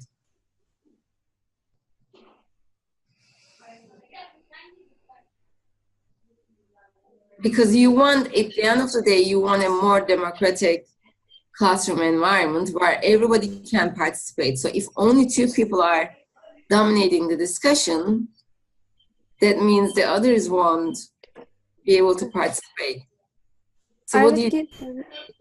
Sorry, I would give them some other responsibilities in the classroom, except talking and mocking the others, or setting some norms, or cleaning the board is also a responsibility for them, and they will relax with these responsibilities as also classroom will be okay then.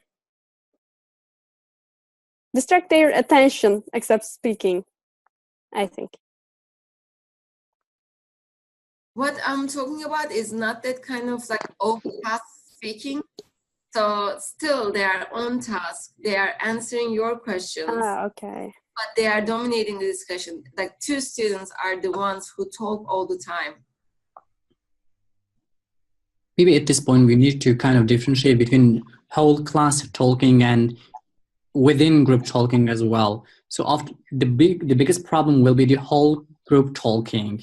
That's very hard to kind of manage.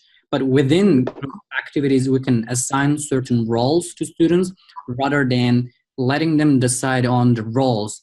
Of course, that's a merit, but what I would suggest is kind of determining the roles of the students instead of letting them, because the dominant students will kind of, dominate the whole group in terms of even talking and do everything and leaving no space for the others to do something.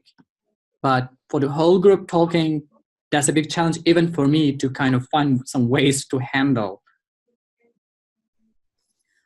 So there is one suggestion by Tom Farrell, who is very famous with his work on reflection and reflective process. And he suggests giving talking sticks to students. And talking sticks it can be an ice cream, max stick. So let's say I give 2 sticks to everybody in my classroom. And every time they talk, they make a contribution to the class, they use one of their sticks. So I answered the question, I reflected on the event and etc. So I put my stick down, I have 1 stick left. That means I can take another turn to say something in the class. But if I run out of those 2 sticks, I have to wait for everybody else to use up their sticks until I speak again.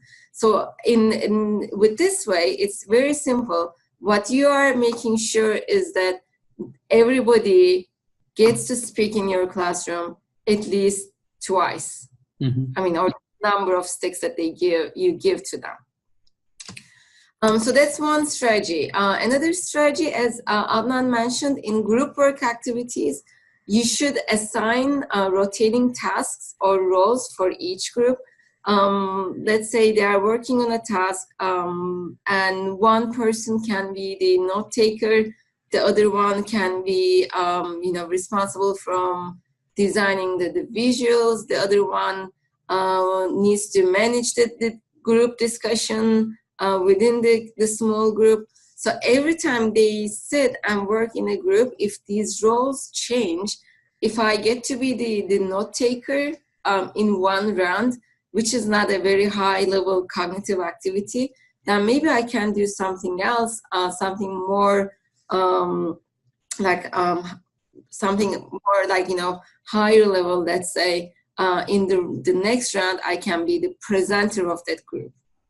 So make sure that you change these roles and also change the group membership. My breakout section group actually mentioned this, that the students work with different groups every time there is a group work activity. Then they get to meet other people in their classrooms and they get to know them and they get to see that we are not that different actually, and we are more similar than we are different. So this is really important. And we talked a lot about this, compensating for gender bias in course materials.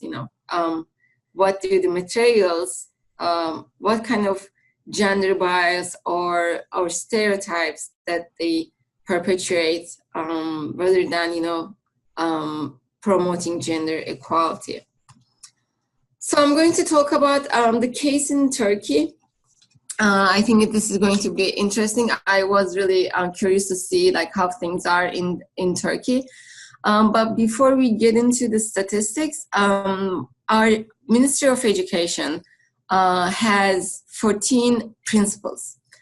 And these principles guide all subject matters, all curriculum across K through 12, regardless of subject matter. So all teachers are, are governed by these principles. And the first one is generality and equality.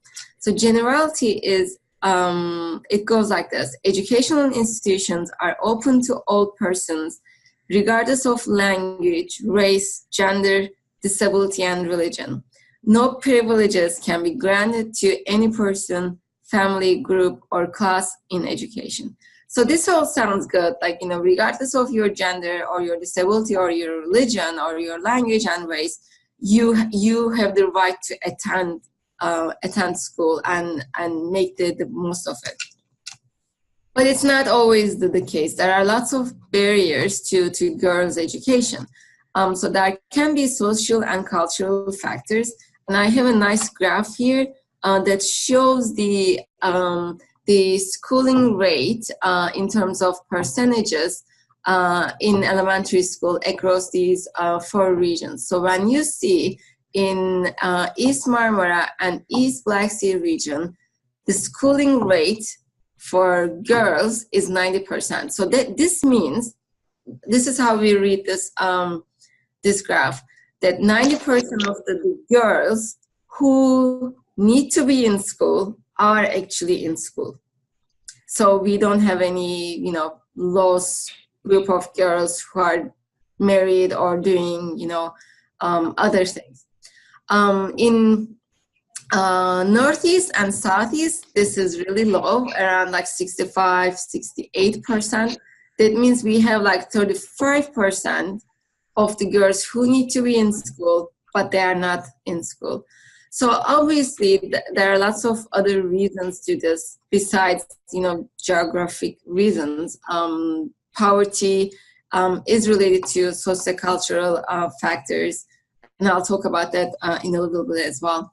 So the other barrier is early marriage. We hear a lot about child brides and harassment and child abuse. I'll come to opportunity cost and direct cost and poverty in a little bit. But another factor, number 4, is lack of separate toilets for boys and girls, lack of facilities in the school buildings, lack of female teachers. So some parents might, especially at the primary level, might prefer female teachers, violence at school or on the way to school. This is actually very important in the States.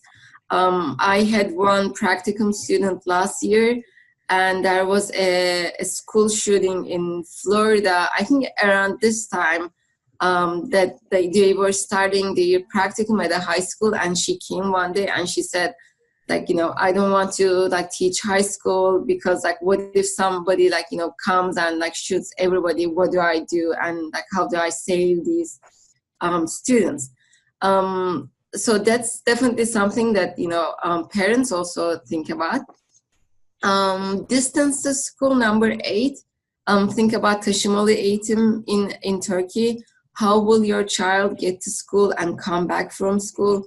And with the change, the policy change in the time difference now that we don't have the springtime zone, whatever it's called, kids are going to school 6 a.m. in the morning, or it's still dark when they go to school and when they come back. And low value placed on girls' education and poverty. So I'll talk about these in relation to cost of schooling. So who knows the difference between direct cost of schooling and opportunity cost of schooling? I think this is related to economics. I didn't know either.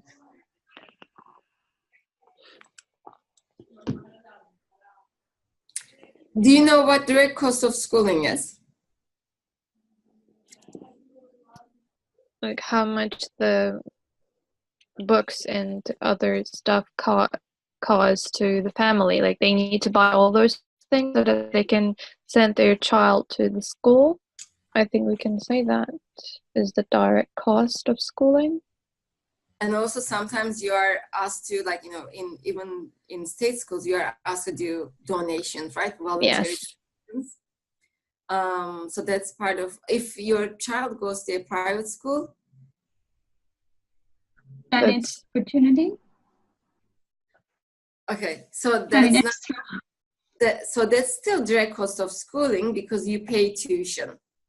So think about, you know, in Turkey, we have lots of state universities. Like you are studying at a state university, so you pay for tuition. But if you go to a private university, then like the tuitions are really high if you don't have scholarships. Here, our program is 1.5 years, MA program, and the tuition is about $60,000 for 1.5 years. Unbelievable. Yeah, it's crazy. So that's direct cost of schooling, the tuition that you pay to school, plus the books and other things. Opportunity cost includes direct cost of schooling, but also think about what happens when you, like if you are pursuing an MA degree, what happens is that you're not working and you're not making money. So, instead of coming to school and just studying, you could go teach somewhere during those hours and make money. So opportunity costs of schooling includes both direct cost of schooling and the amount that you are missing when you are not working. Because when people come and pay $60,000 here, maybe like they can make $40,000 a year just working as a language teacher or doing something else. So then their opportunity cost is about like $110,000. So when you think about it that way, like parents might, in some regions especially, they might just get rid of their daughter by just marrying her to somebody, so they won't have any cost raising the child.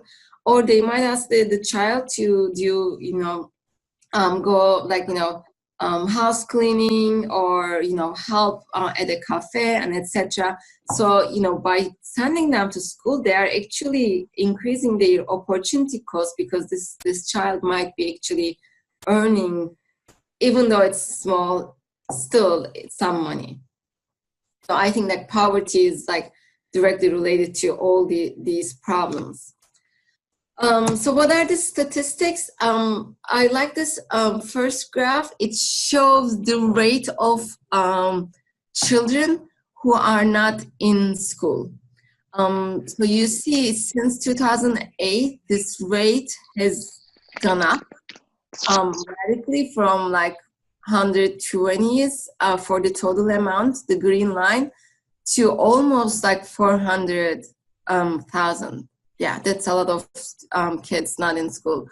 The blue line represents the girls, and I think it's a nice gesture, and it's not incidental that they picked blue, because blue is always associated with boys, and now that they gave red to boys instead. So I found it as a really nice gesture.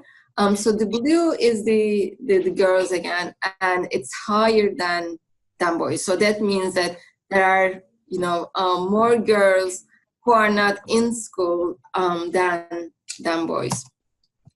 This is the dropout rate. Dropout means that you start school but you don't finish it. You stop going for whatever reasons you have. So this is the dropout rate of the female and male students between the ages of 15 and 19, and you see the ratio is super high. Almost 2/3 of the students who drop out are female students. And the age range is also interesting, because I think maybe they get married or they start working somewhere. So those seem like the plausible reasons. The last one is the literacy rate between men and women across the country. So you see that, this is the illiteracy rate, so those who are not literate. So you see that, almost 1% or 2% of our society is not literate, literate, and that's like, you know, male ratio, and then the female ratio is almost like 9%.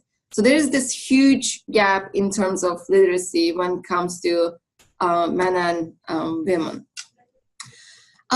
You actually mentioned one of the campaigns, but are there any campaigns that you know to overcome these problems in our society and to promote girls' schooling? Somebody mentioned one. It was Nurten, I guess. Yes, I mentioned. Let girls go to school. Haydi çocuklar okula. Haydi kızlar okula, pardon. So this is one of them. Hey girls, let's go to school. Haydi kızlar okula. It was established between 2001 and 2000. It was carried out between 2001 and 2005, and established by the Ministry of Education and UNICEF. And the goal was to address, you know, the complex range of economic and social factors that contribute to the non-attendance of girls at school. Closed the gender gap in primary school enrollment by the end of 2005 through the provision of a basic education for all girls in 53 provinces with the lowest enrollment rates. So that was the main goal. It started with 20 something cities in Turkey and then expanded after that. The other campaign is the most recent one, Dad Sent Me to School by Aydın Doğan Foundation. And then the goal was similar, providing, you know, each educational opportunities for young girls. So within the scope of this campaign, these are the things that have been done. They built 33 dormitories and 12 elementary schools, 5 girls dormitories housing about 3,500 girls each year, along with dormitory furnishings. They provided scholarships for about 10,500 girls since 2005, and training seminars for 500 parents in 5 cities. And these seminars and sessions were on like hygiene and health and career and health. Okay, so what are the teachers' roles then? Facilitator rather than being authority. Mm-hmm. What else?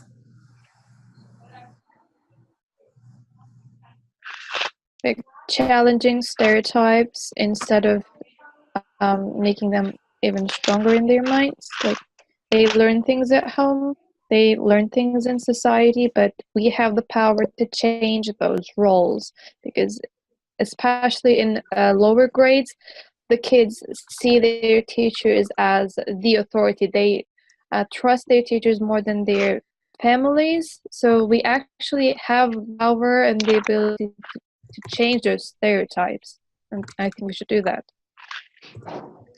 So as teachers, should we promote gender equity or gender equality?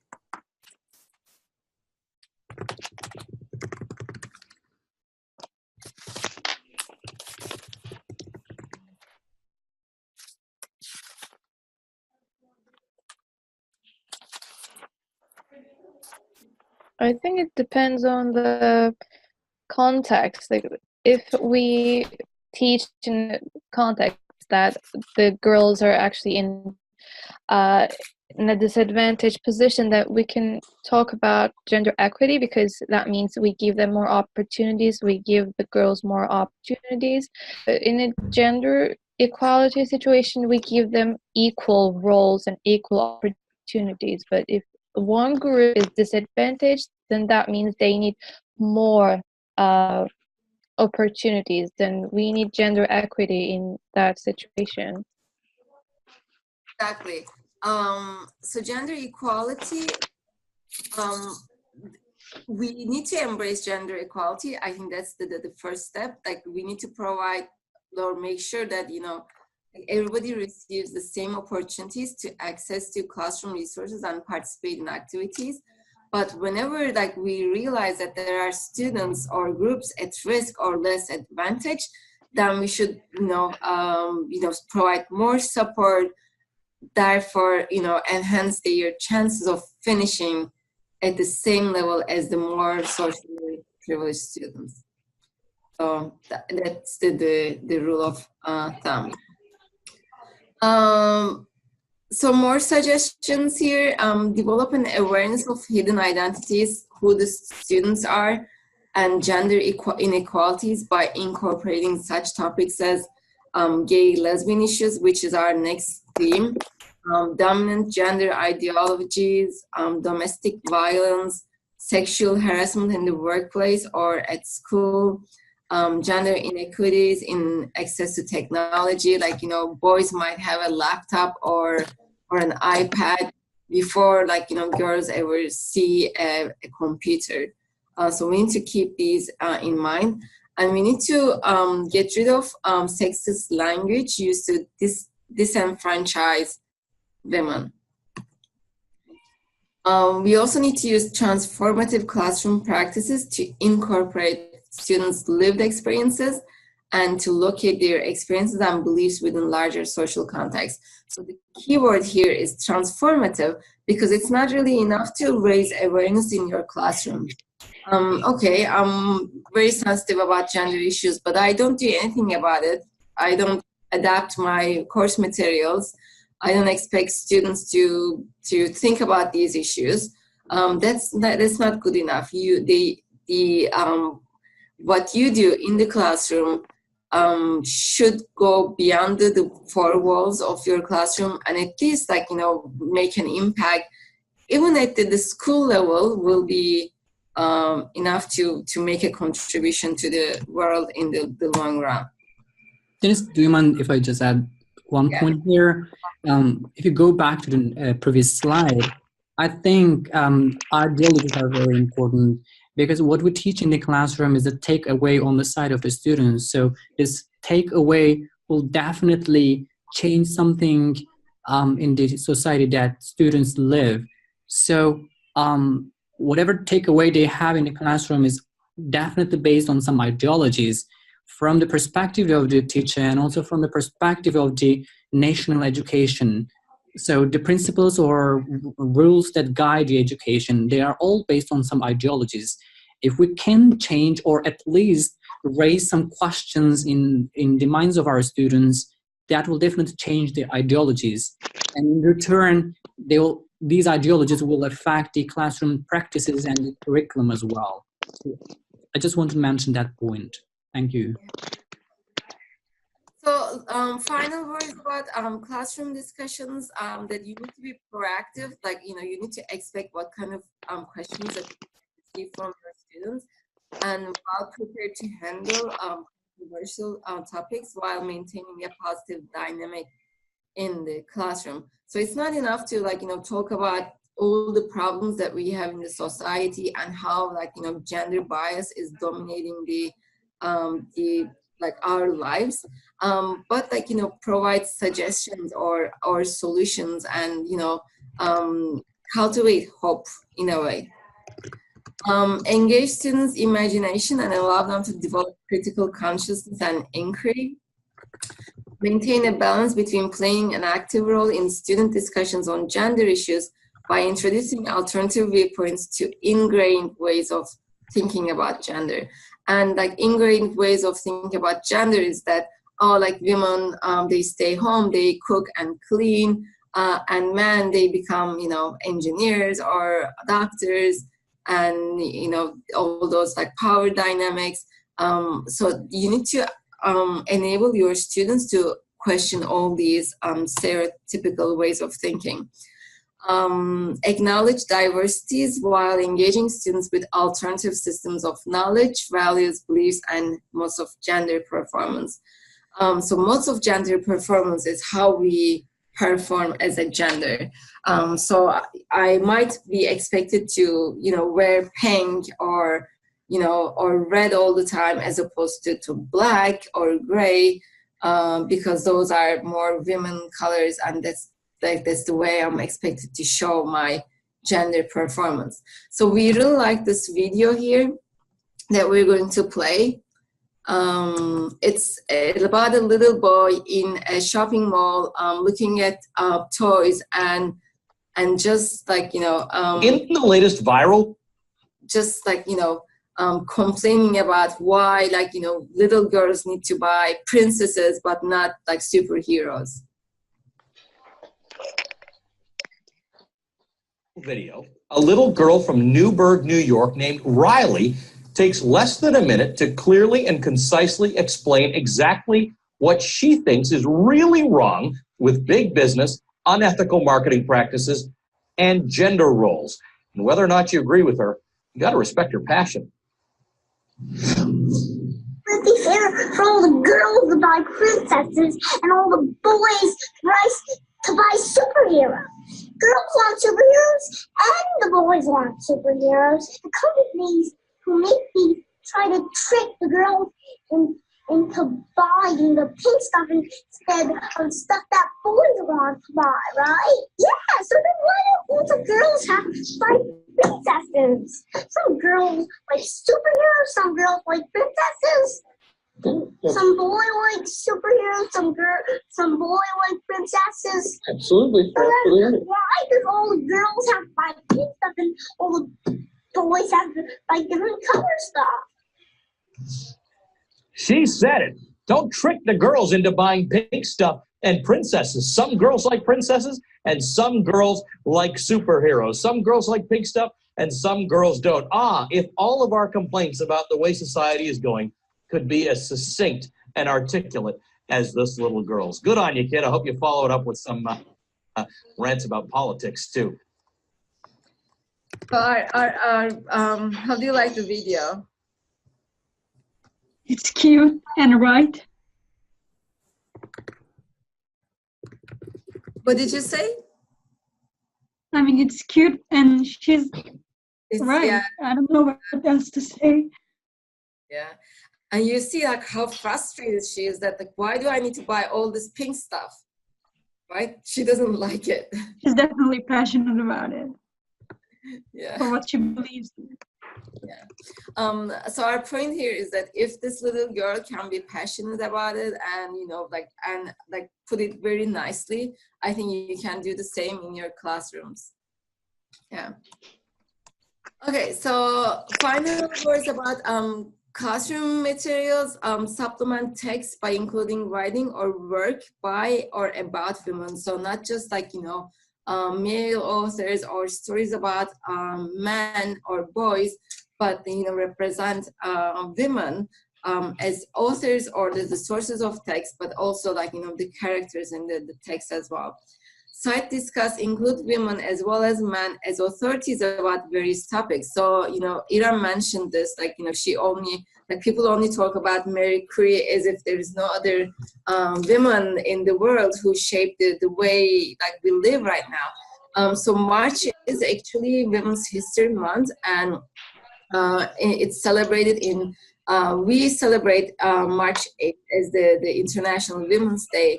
We don't celebrate the month itself, but it's celebrated across a couple of like countries where, you know, like people talk about influential women in history. And I found this link as well, which might help if you decide to work on this topic, like 100 women who changed the world.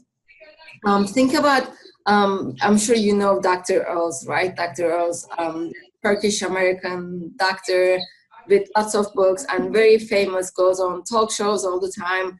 And, you know, everybody adores him. And in Turkey, we have Karatay. And everybody just love her. I just feel bad. But why don't we have like, you know, female figures, like, you know, like, yeah, why doesn't she deserve the respect that like Dr. Oz is getting?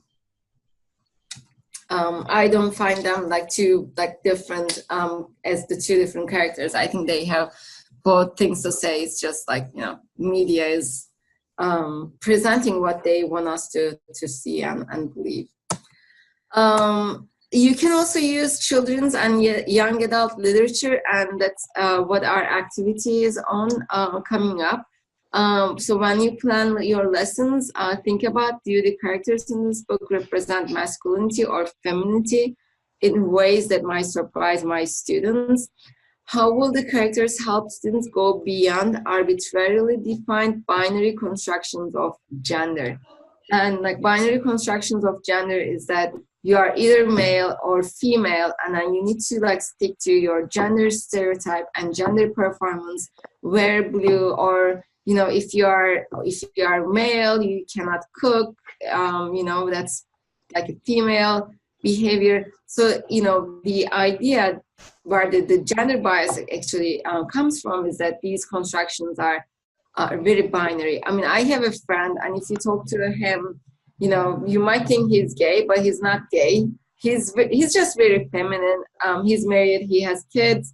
So, you know, it's more like a continuum, like, you know, how we are raised and how we behave. It's not based on our biological distinctions.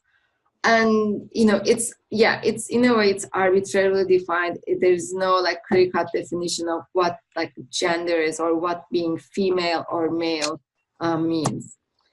Another question, will this book provide students a bridge to greater intercultural understandings of gender that cross from their world to those of English dominant societies?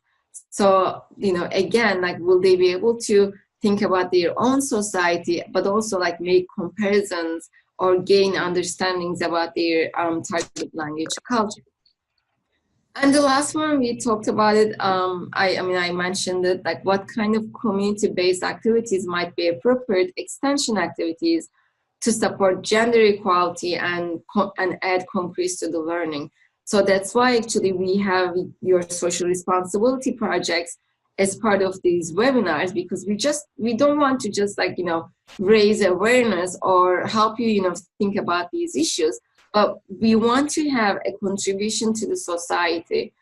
So in a sense, your social responsibility projects are the extension activities of, if you see this as a course, this course that we have. When you implement or use these books from children's and young adult literature, you can ask critical questions to brainstorm about issues related to gender roles and gender bias. So you can ask questions like, what's concerning you in this story? Which of these issues concerns your family or your community? So the idea here is that you make the text relevant to their lives. You can discuss how different cultures accept different gender roles in society. For instance, in the States, there are lots of stay-home dads, like, you know, like women, wives go work, make money, and that's of like, you know, husbands are staying home and taking care of kids. And it's not only in the States. I've had lots of friends in Turkey with the same kind of arrangement, and it's I mean, it has to be normal, like, you know, given the circumstances we have in our society now. Discuss how those gender roles can affect the meanings or interpretations of a text, and ask students if the behavior of the characters in books is the same as or different from the gender roles they are familiar with in their own culture. So is this text representing the gender roles in your culture, or is it representing a different kind of gender role that you're not that much familiar with? So we actually made a list of possible sample picture books that you can use. These picture books are really good because they are appropriate for all levels. Like, you know, you can use it with kids, you can use it with young adults or even adults, because and like beginner, intermediate, and advanced levels, because like there is no language, it's only visuals. So this is our final activity. We have this, the Paperback Princess is a storybook with just some minimal, simple language presented in the story. We will watch the video of it narrated by a character. and I think they've done a good job narrating the story. So we'll watch this story, and then we'll put you again in your groups, and we want you to discuss the plot of the story, what makes the storybook different from other storybooks. What have you observed regarding gender roles in the story? And do the gender roles conform or clash with the gender roles in your society, and why not? I will again send you the link. Actually, let me do it now for this task. So you will have a Google form, and again, choose somebody to one person to take notes. If I'm in your group, I'm happy to take notes again, so that you can focus on the text.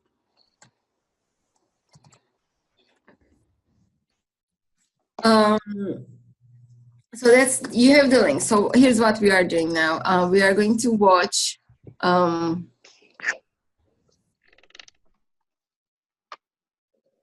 video. The Paper Bag Princess, story by Robert Munch, art by Michael Marchenko. Elizabeth was a beautiful princess. She lived in a castle and had expensive princess clothes. She was going to marry a prince named Ronald. Unfortunately, a dragon smashed her castle, burned all her clothes with his fiery breath, and carried off Prince Ronald. Elizabeth decided to chase the dragon and get Ronald back.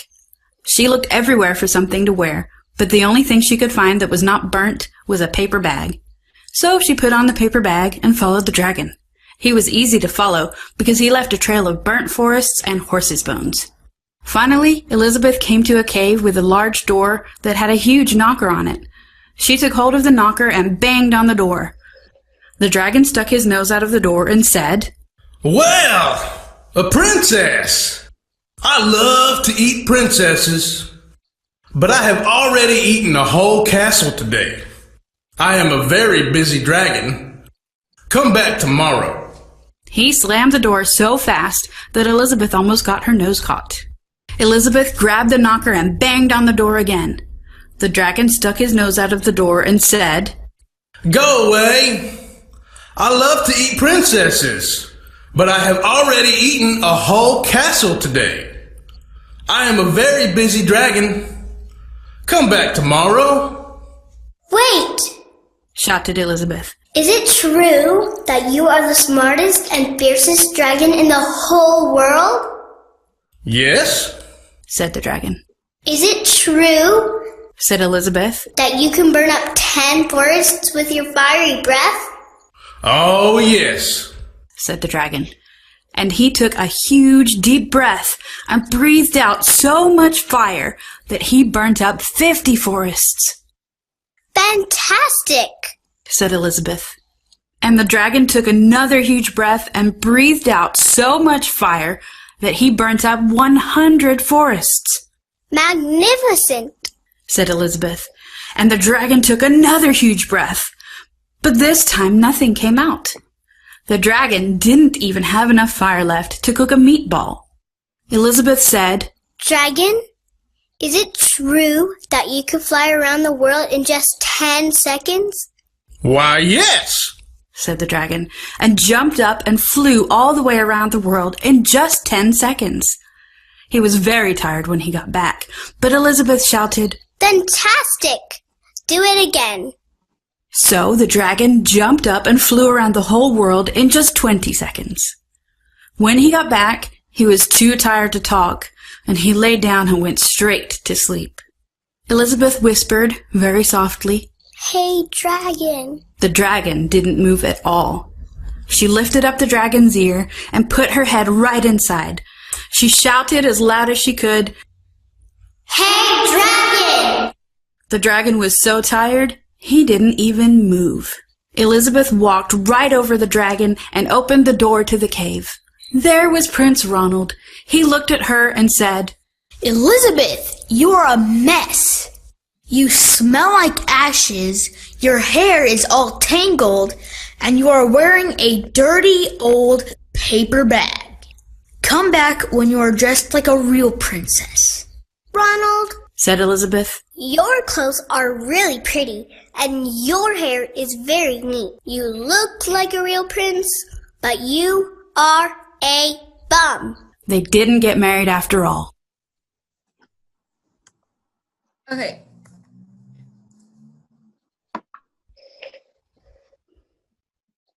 So in the Google document that you have received, if you want to watch the video again, there is a link for you to do so. I think Adnan, you will put us in groups. Any questions? All right. So Okay. I'm going to create a breakouts.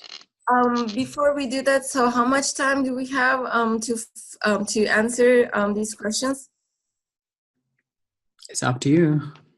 Shall we say 10 minutes? All right. 15. I guess it's all right. Okay, so let's try to finish in 10-15 minutes maximum. All right.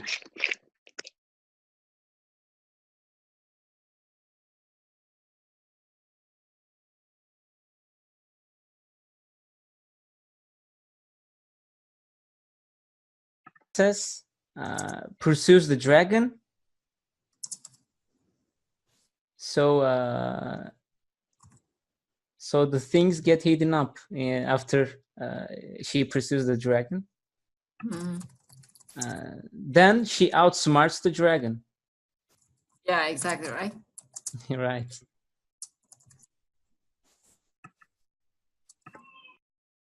Oh, okay. Oh. Also, I can't see the question. Oh, hi. Hi. Maybe done. I think she moved on to the other class. Yes, I moved her to the other group. Oh, okay. And She you was a writer. Oh my goodness. So she was a writer? Yeah. My apologies. I just wanted to mix the groups because I didn't want people to stay in the same group all the time. Okay. If she's gonna be there, then someone else can write the answers. All right. I think the problem is I can't see the question. Yeah. Yes, I can see the document. So Nurten, if you like, I can take notes for you as well. Could you please send again from this chat, because I am contact from tablet, so I can't see. I can take the notes for you. Oh, okay. Then we can just talk about. Yeah. Yeah. All right. We just talked about the first question. What is the plot of the story? We said that a brave princess saving a very ungrateful prince by tricking a dragon. I think that was the summary of the plot. So Rayan, do you mind repeating that, because I just opened the doc. Okay. It took some time to just appear. Okay. A very brave princess saving an ungrateful prince by tricking a dragon. That's the summary of what we talked about.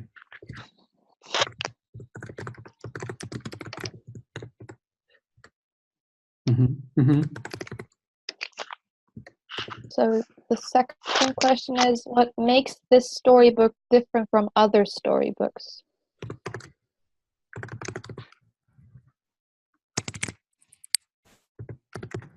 Do you have any ideas?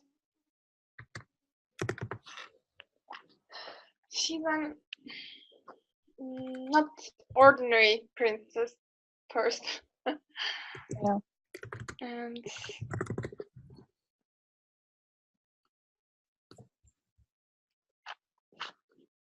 maybe oh, I'm sorry.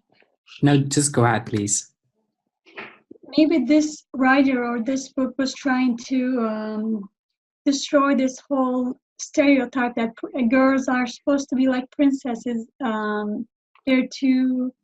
They have to be, how do you call it, posh or chic all the time, and they have to stay at their castle and wait for their prince. Yeah. But this was, unlike the other princesses, was, I mean, very brave to go and survive a dragon and all the challenges that she faced on the way, and save the person that she cared about. So I think at this point, she is different from the others. So instead of waiting inside of a castle and waiting to be saved, she saved the prince. So that's my idea. And another point that I would like to make is that this is not a "and they all lived happily ever after" story. It ends with they didn't get married after all, and I think that is a really nice thing to do at the end of the story. Like, they didn't have to get married. The girl didn't have to get married to the prince. That's really nice. Yeah. So should we move on to the next question? Okay. Should I go on? Yeah. Have you observed in the story in regards to gender roles? I think we should use that. What have you observed in the story in regards to gender roles?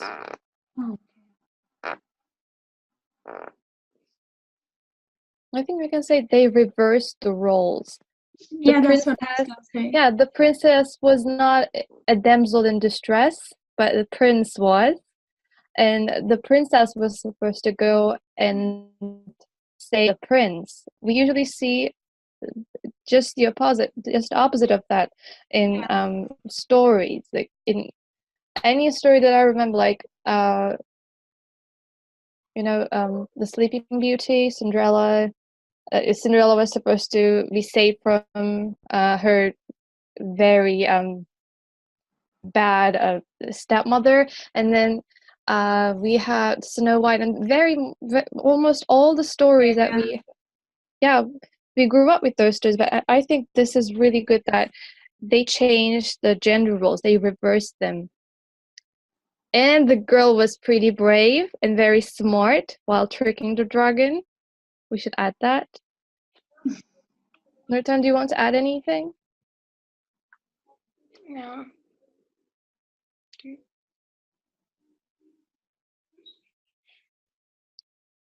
Then I'm moving on to the next question. I'm reading them because you said you can't see them. Do the gender roles confirm or clash with the gender roles in Turkey? Why or why not?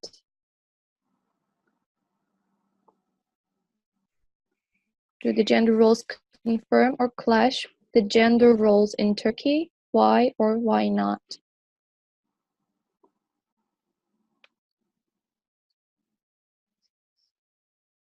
I can say they clash. Yeah, I mean, they clash, but clash.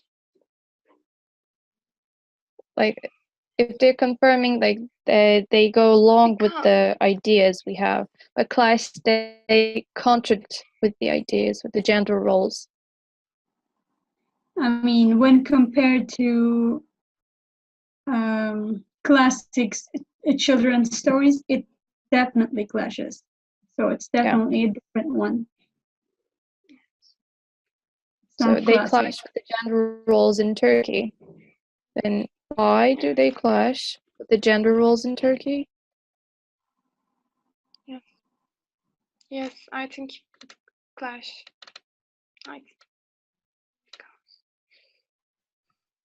Then why do they clash with the gender roles in Turkey? Because even though it's 2019, there's still an idea or a stereotype that girls need to be at home and wait for their prince on a white horse. I mean, it's sad, but it's true. Just because it's 2019, it doesn't change the fact that this idea still exists. So I think it clashes. And they need to be saved. Like, they always say, if you get married, you're saved. Get married to a rich husband, you'll be saved. And I think it really clashes with the gender roles we have. There was a speech of a Nigeria, I think. African woman. She was talking about the roles of a male and female in marriages, and she said, why do we aspire or why do we teach girls to aspire to marriage, but we don't teach boys the same? So it's kind of the same thing. You're a princess, so you should get married and stay with yourself. Was it an African American person? Yeah, Nigeria. I forgot her name, but it was a long speech, I think for 40 minutes or something. So she was talking about gender roles. Gender roles, and I will find her name and probably send the link because I know I can.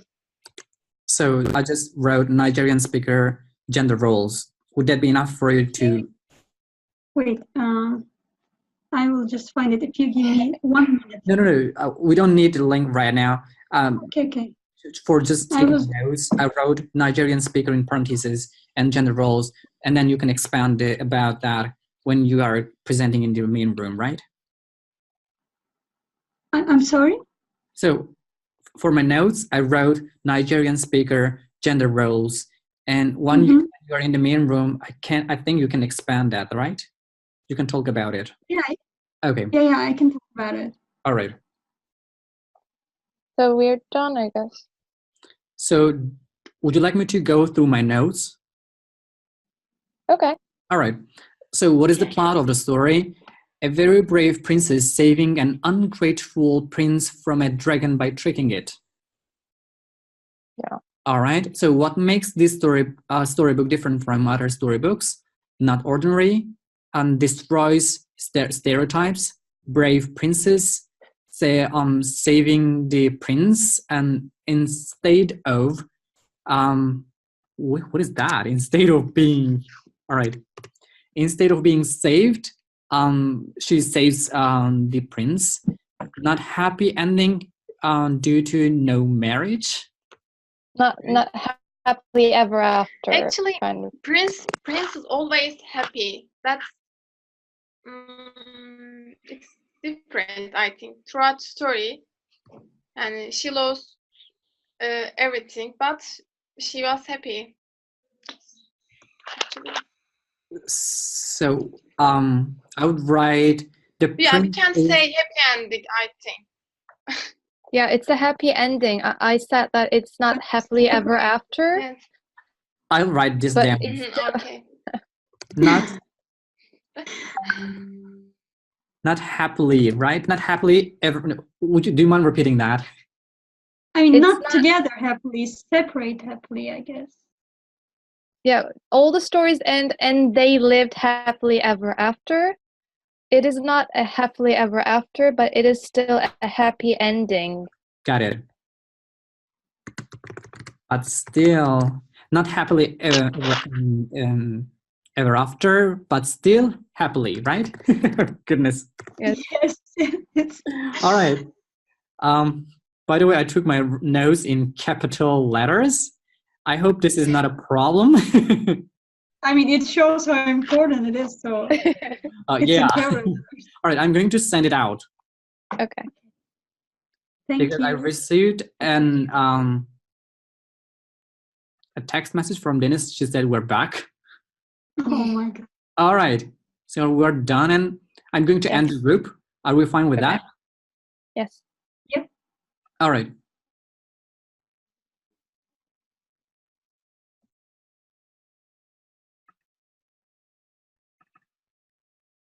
I can't. Okay, it's right here. I was waiting. Yeah, but it's going to be us mostly. So we're back. Okay. All right. Okay. So did you receive the responses? Yes. Yeah. Necati, should we start with you? All right. Okay.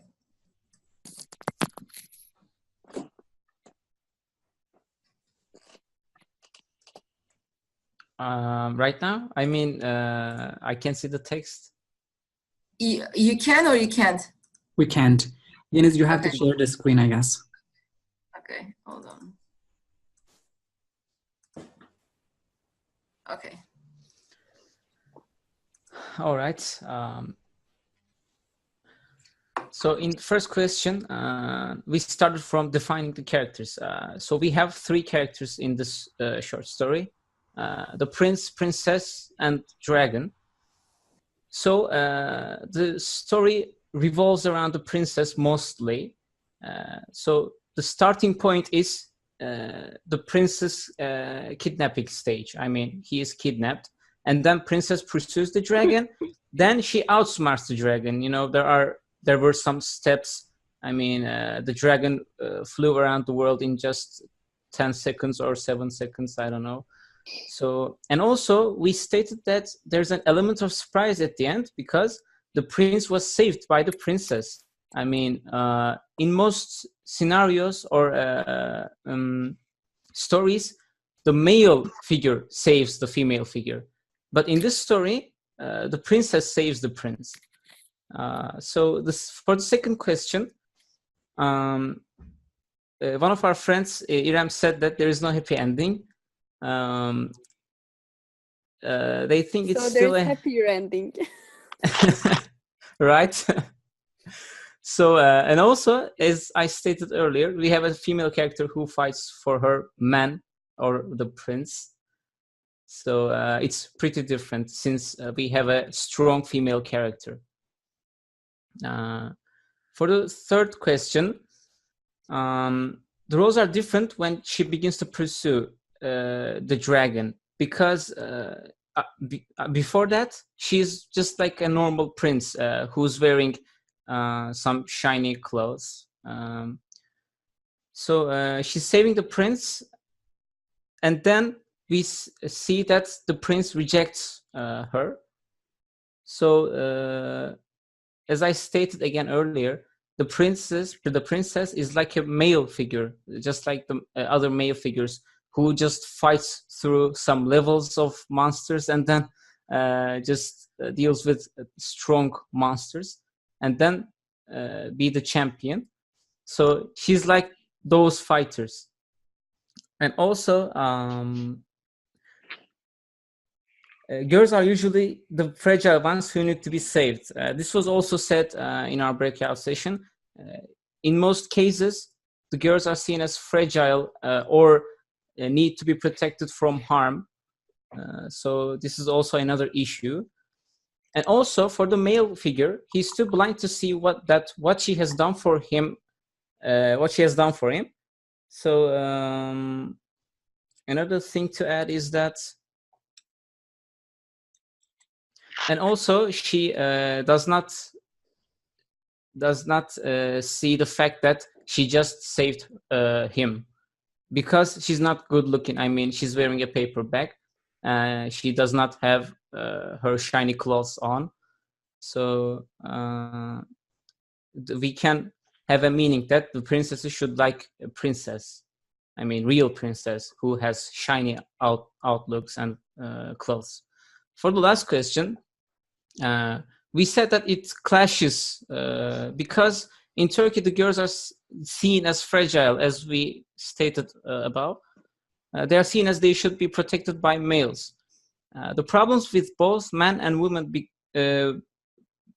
women also think that they should be protected by men. Also, this was stated by Dila. She said that there is a common understanding that the females should be protected from any harm, but also the female thinks that they should be protected by men. So this is like a clash, I would say. So this is the end. Mm-hmm. Thanks, Necati. Thank you. How about the other group?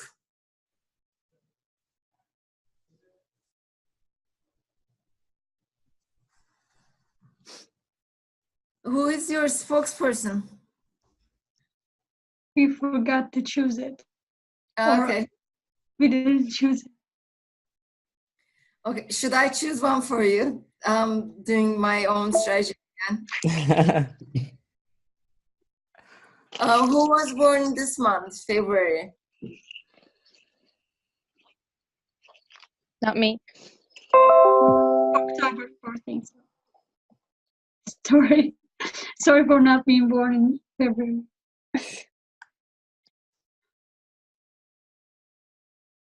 Oh, connection. So, Denise, are you there? I think it's disconnected. She's kind of frozen. Yes.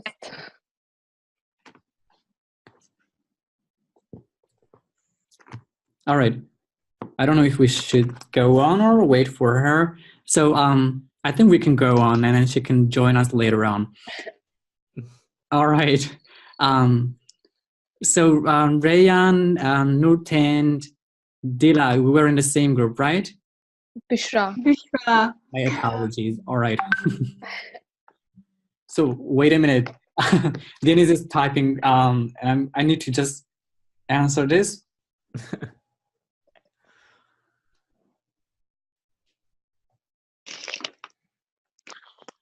Oh, her internet connection is problematic, so she says just go on. Okay, we're going to continue. So who else would like to start? Well, I was the spokesperson for breakout session 1, so I think one of the other girls can do this one. But if they don't want to, then I can. Okay, I can take it. It's fine, but I can't see the answers. All right. Yes. So I'm going to do that as well. Hopefully.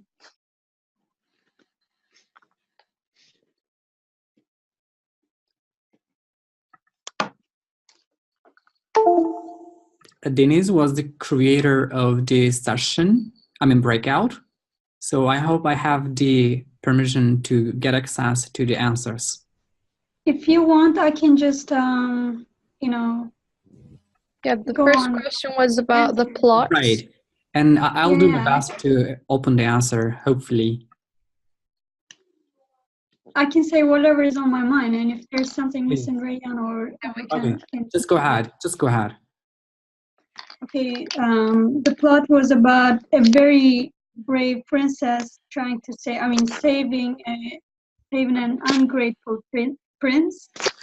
And second question, I don't remember what it was, but I think it was about what was different about this story. Yes. And just like the other group mentioned, the thing that made this story different was how, unlike the stereotype or cliches, the girl was trying to save the prince instead of waiting in the castle, just unlike any other classic stories. So that's what it made it different. And it definitely clashes the other stories in Turkey. And this is all I can remember right now. Okay, I don't know what I forgot. You look at your notes. Oh. Thanks, God. Yeah, well, I said everything almost. But, reserved roles, and it definitely clashes with the gender roles in Turkey. So do you see my screen? Yes, I can see it now. Oh, I need to stop. And just like I said, I was talking about an African woman talking about feminism and gender roles all over the world. And even though marriage is seen as something that girls need to aspire, we teach girls, this kind of mindset, but we don't teach boys the same, and that's what she was against. Even though it's 2019, that's how it goes in the world. So that's what we talked about. Okay, Adnan, I'm back. Yeah, so this is my screen. I guess you can see my screen, right? Yes. All right. So did you talk about all the questions? I think I did. All right. So I just managed to open the screen and then we're done. Okay, great. Should I continue with the PowerPoint? Yes, please. So I'll stop. All right. Okay.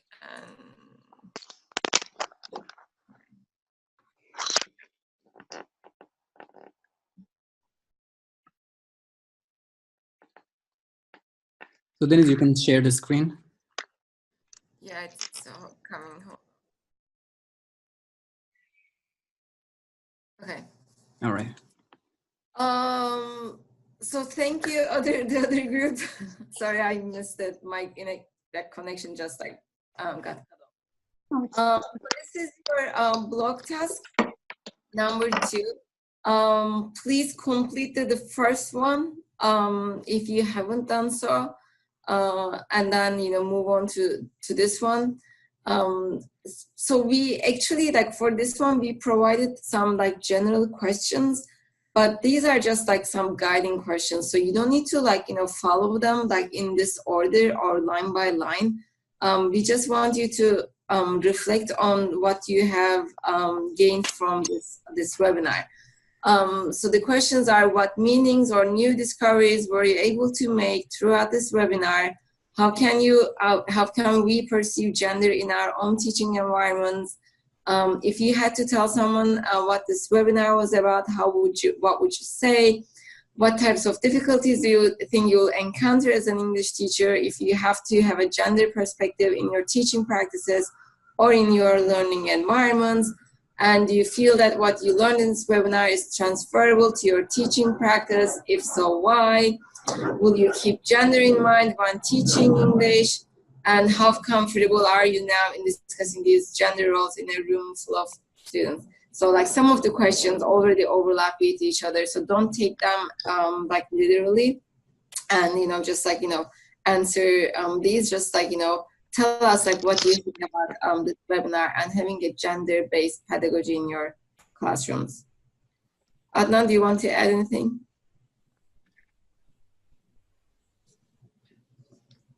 All right, so the lesson plans as well. Some people have not submitted their lesson plans yet, so we will be very happy if you just submit them very soon so that we can have enough time to give you feedback. Because with the second webinar, we expect you to prepare the second lesson plan as well. So a question? Any questions? All right, so Can I ask something? Please go ahead. Should we use a formal language, or are we free to use an informal language in our blog? Yeah. Okay, thank you. So just feel free with the language as well.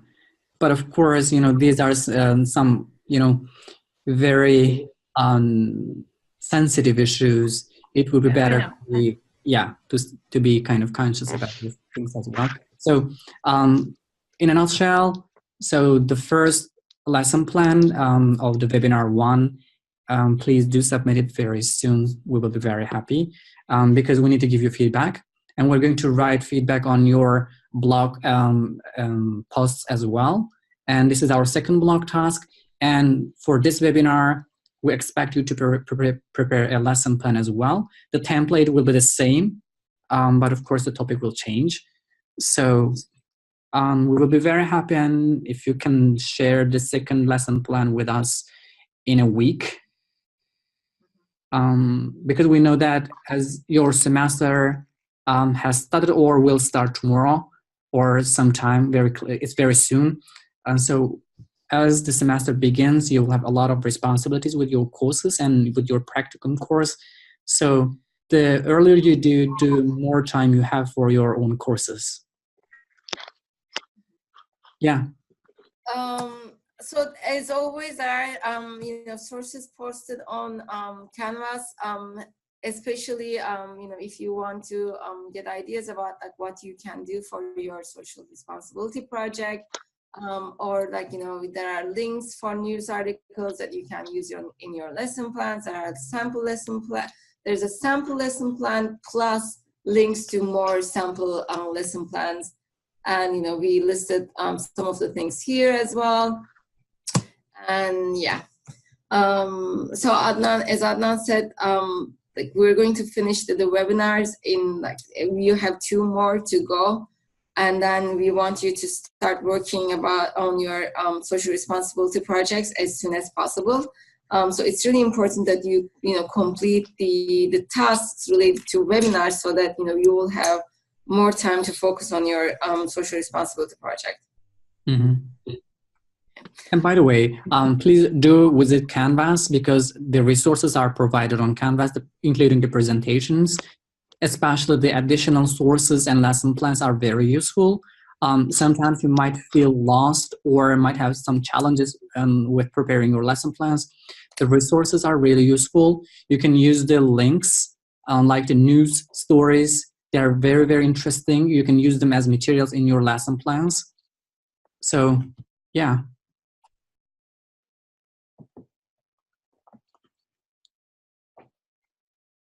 Denise, do you have more to add? No, I think we are all good.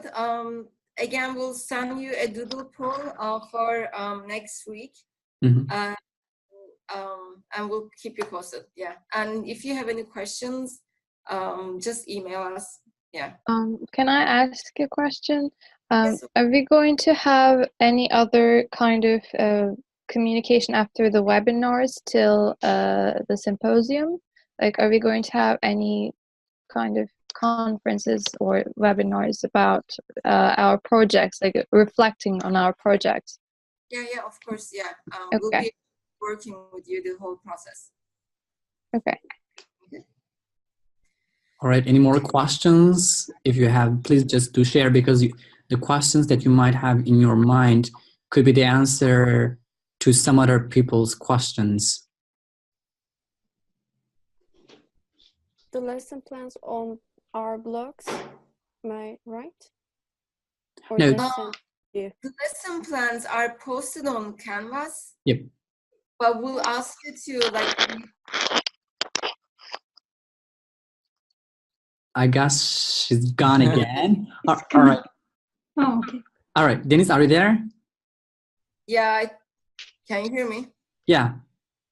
My connection, it says unstable. So,